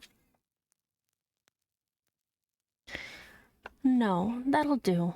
But after your mamma went to the Holy Virgin, as you say, with whom did you live then? With Madame Frederic and her husband. She took care of me. But she is nothing related to me. I think she is poor, for she had not so fine a house as mamma. I was not long there. Mr. Rochester asked me if I would like to go and live with him in England, and I said yes, for I knew Mr. Rochester before I knew Madame Frederic. And he was always kind to me, and gave me pretty dresses and toys. But you see, he has not kept his word, for he has brought me to England, and now he has gone back again himself, and I never see him. After breakfast, Adele and I withdrew to the library, which room, it appears, Mr. Rochester had directed should be used as the schoolroom. Most of the books were locked up behind glass doors, but there was one bookcase left open containing everything that could be needed in the way of elementary works, and several volumes of light literature, poetry, biography, travels, a few romances, etc.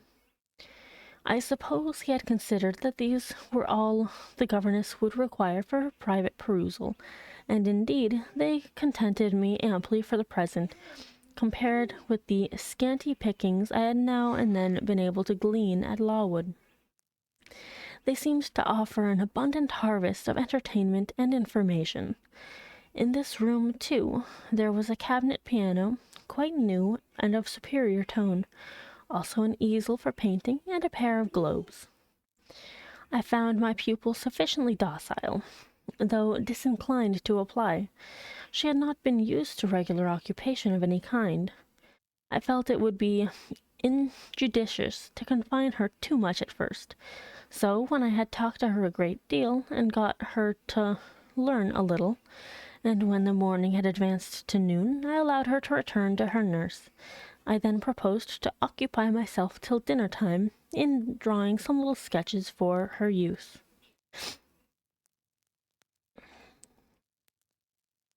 As I was going upstairs to fetch my portfolio and pencils, Mrs. Fairfax called to me. "Your morning school hours are over now, I suppose," said she. She was in a room, the folding doors of which stood open.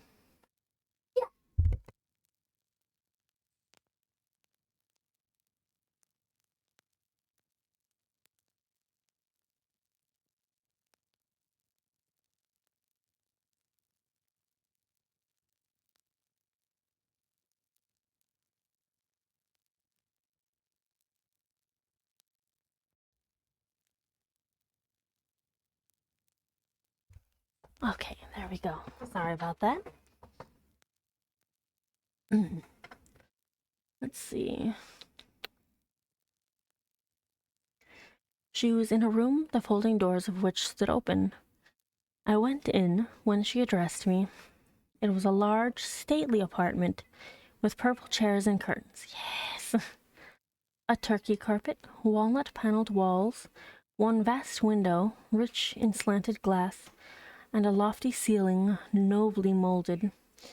Mrs. Fairfax was dusting some vases of fine purple spar. Yes! Which stood on a sideboard.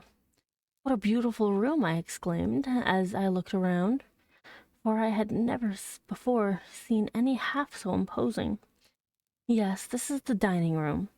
I have just opened the window to let in a little air and sunshine, for everything gets so damp in apartments that are seldom inhabited. The drawing room yonder feels like a vault." She pointed to a wide arch corresponding to the window, and hung like it with a Tyrian-dyed curtain, now looped up, mounting to it by two broad steps, and looking through. I thought I caught a glimpse of a fairy place. So bright to my novice eyes appeared the view beyond. Yet it was merely a very pretty drawing-room, and within it a boudoir, both spread with white carpets, on which seemed laid brilliant garlands of flowers, both sealed with snowy mouldings of white grapes and vine leaves, beneath which glowed in rich contrast crimson couches and ottomans, while the ornaments on the pale Parian mantelpiece were of sparkling Bohemian glass, ruby red, and between the windows large mirrors repeated the general blending of snow and fire. Very pretty. I actually really like that interior design they got going on there. That's rad. It's absolutely amazing. Go.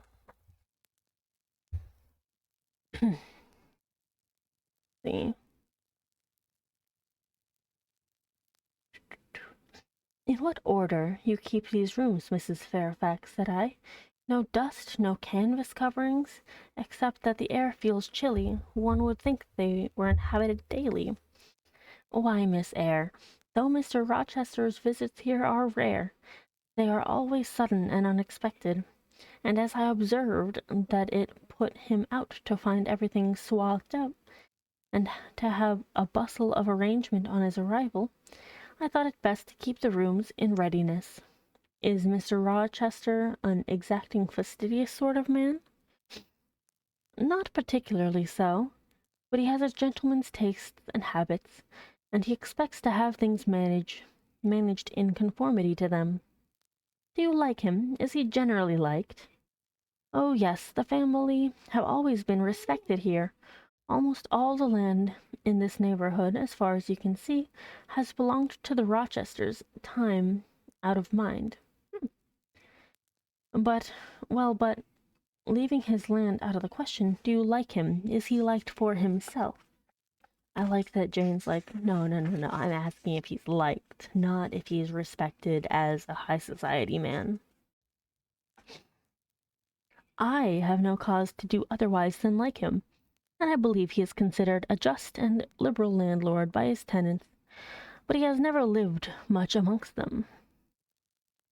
But has he no peculiarities? What, in short, is his character? Oh, his character is unimpeachable, I suppose. He's rather peculiar, perhaps. He has travelled a great deal, and seen a great deal of the world, I should think. I dare say he is clever, but I never had much conversation with him. In what way is he peculiar? I don't know. It is not easy to describe. Nothing striking, but you feel it when he speaks to you. You cannot be always sure whether he is in jest or earnest, whether he is pleased or the contrary. You don't thoroughly understand him, in short. At least I don't. But it is of no consequence. He is a very good master. Know what I mean? Okay, we're in an ad break.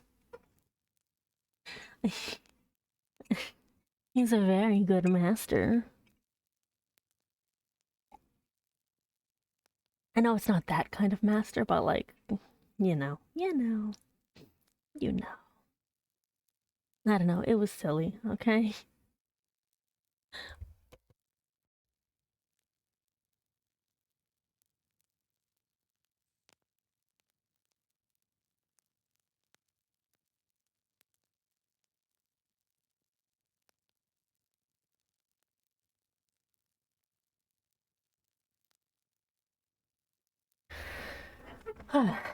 I wonder if this Mr. Rochester is going to be the male lead of this story. I mean, he seems very much like he's going to be the male lead. He also seems like he might give Jane exactly what she wants. If he travels all the time and she wants to explore, but all she was able to hope for was to just be able to, get out of her current situation. Yeah.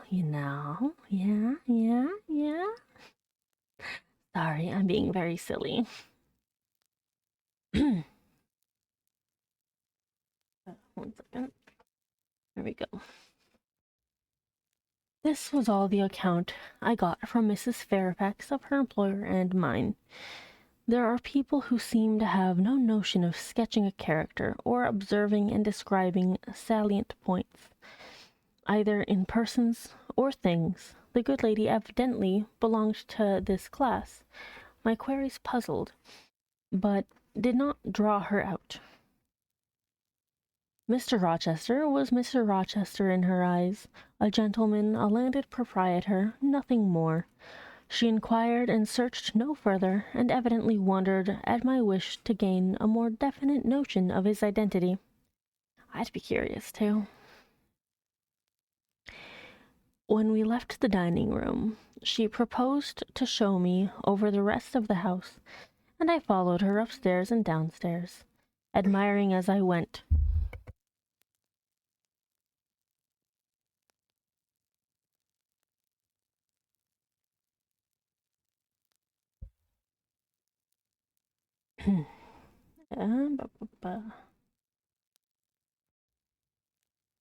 For all was well arranged and handsome.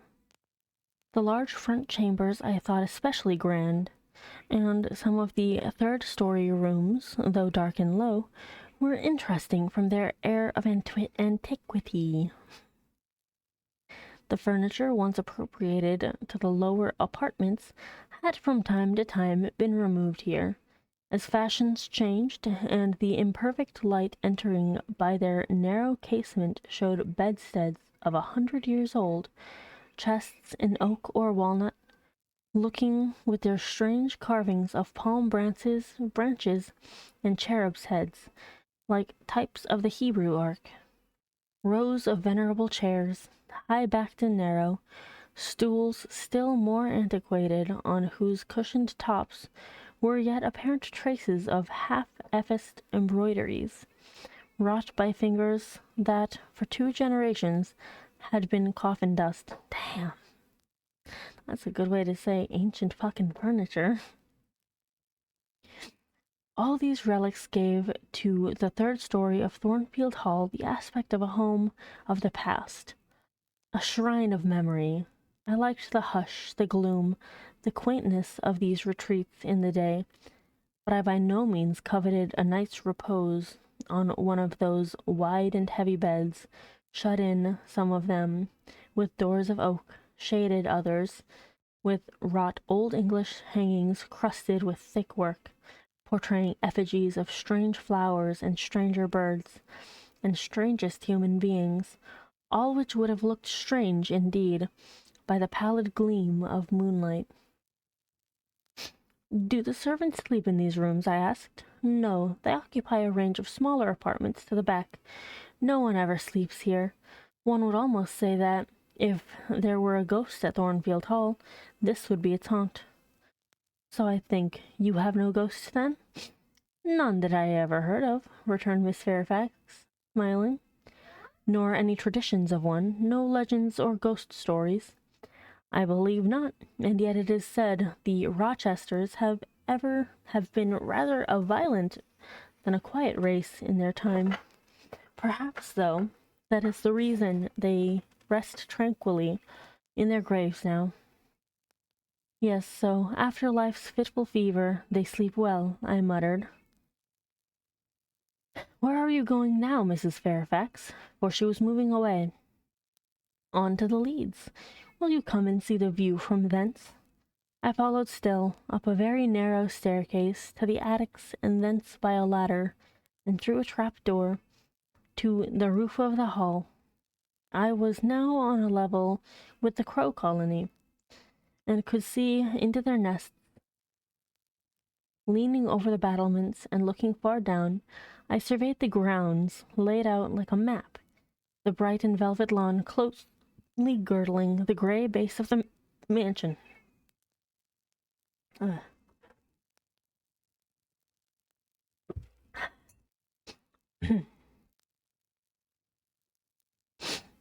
The grey base of the mansion. The field, wide as a park, dotted with its ancient timber, the wood, dun and sere, divided by a path visibly overgrown, greener with moss than the trees were with foliage. The church at the gates, the road, the tranquil hills, all reposing in the autumn day's sun, the horizon bounded by a propitious... Hello, Megavirus, welcome in. Thank you for stopping by the reading stream. I hope you're having a lovely day. We're on chapter 10, I believe, of Jane Eyre.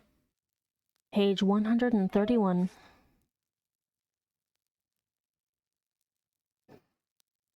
And I believe we're just going to finish out this chapter, and then we're going to end it for today.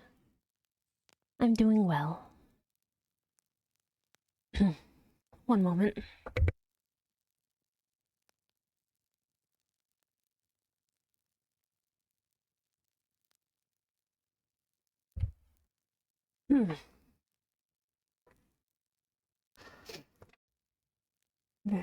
Moss and reed foliage, the church at the gates, the road, the tranquil hills, all reposing in the autumn's day sun, the horizon bounded by a propitious sky, azure marbled with pearly white, No feature in the scene was extraordinary, but all was pleasing.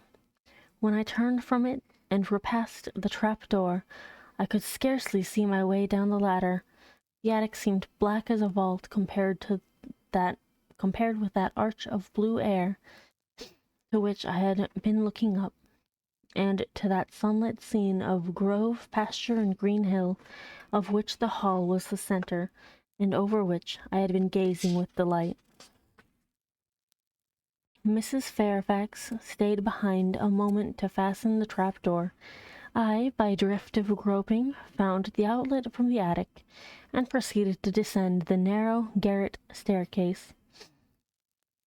I lingered in the long passage to which this led, separating the front and back rooms of the third story, narrow, low, and dim, with only one little window at the far end, and looking, with 2 rows of small black doors all shut, like a corridor in some Bluebeard's castle.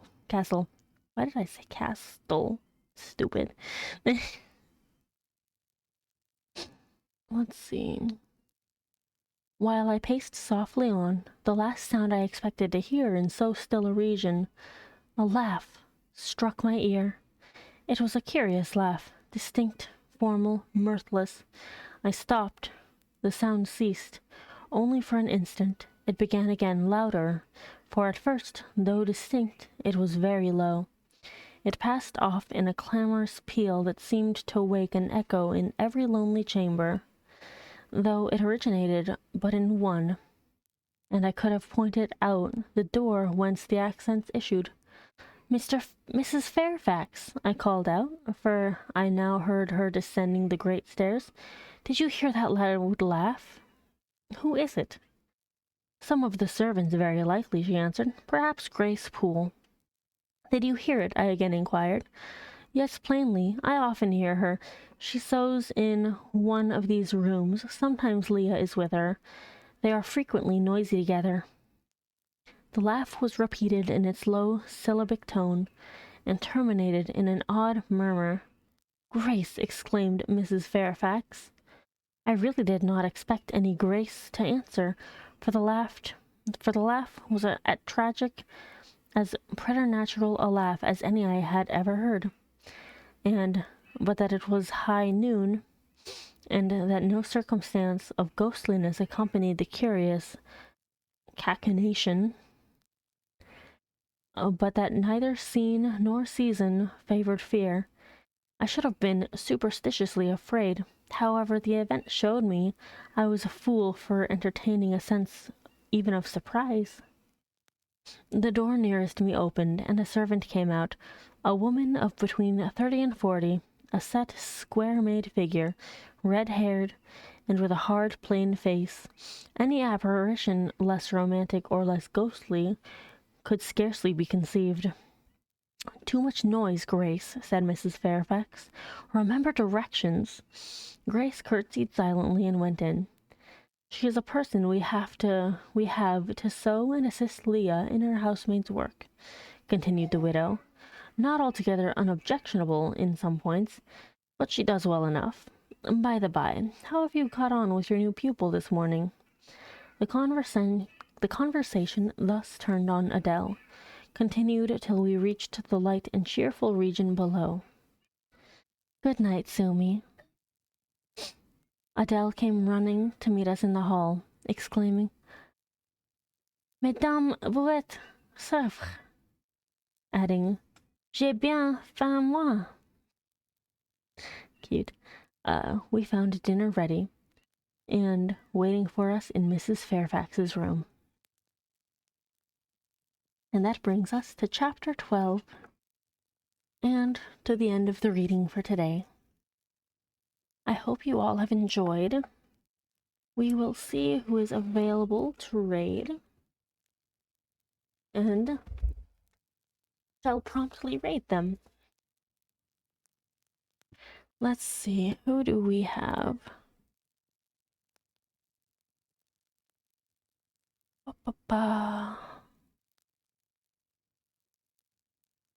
Oh, let's go to Zeta, since they were so kind to share their community with me today.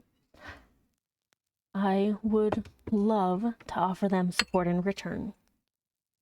Be sure to follow them, stick in their chat, talk to them, rest, enjoy your day, okay? Thank you so much. Have a lovely day. I will see you on Thursday.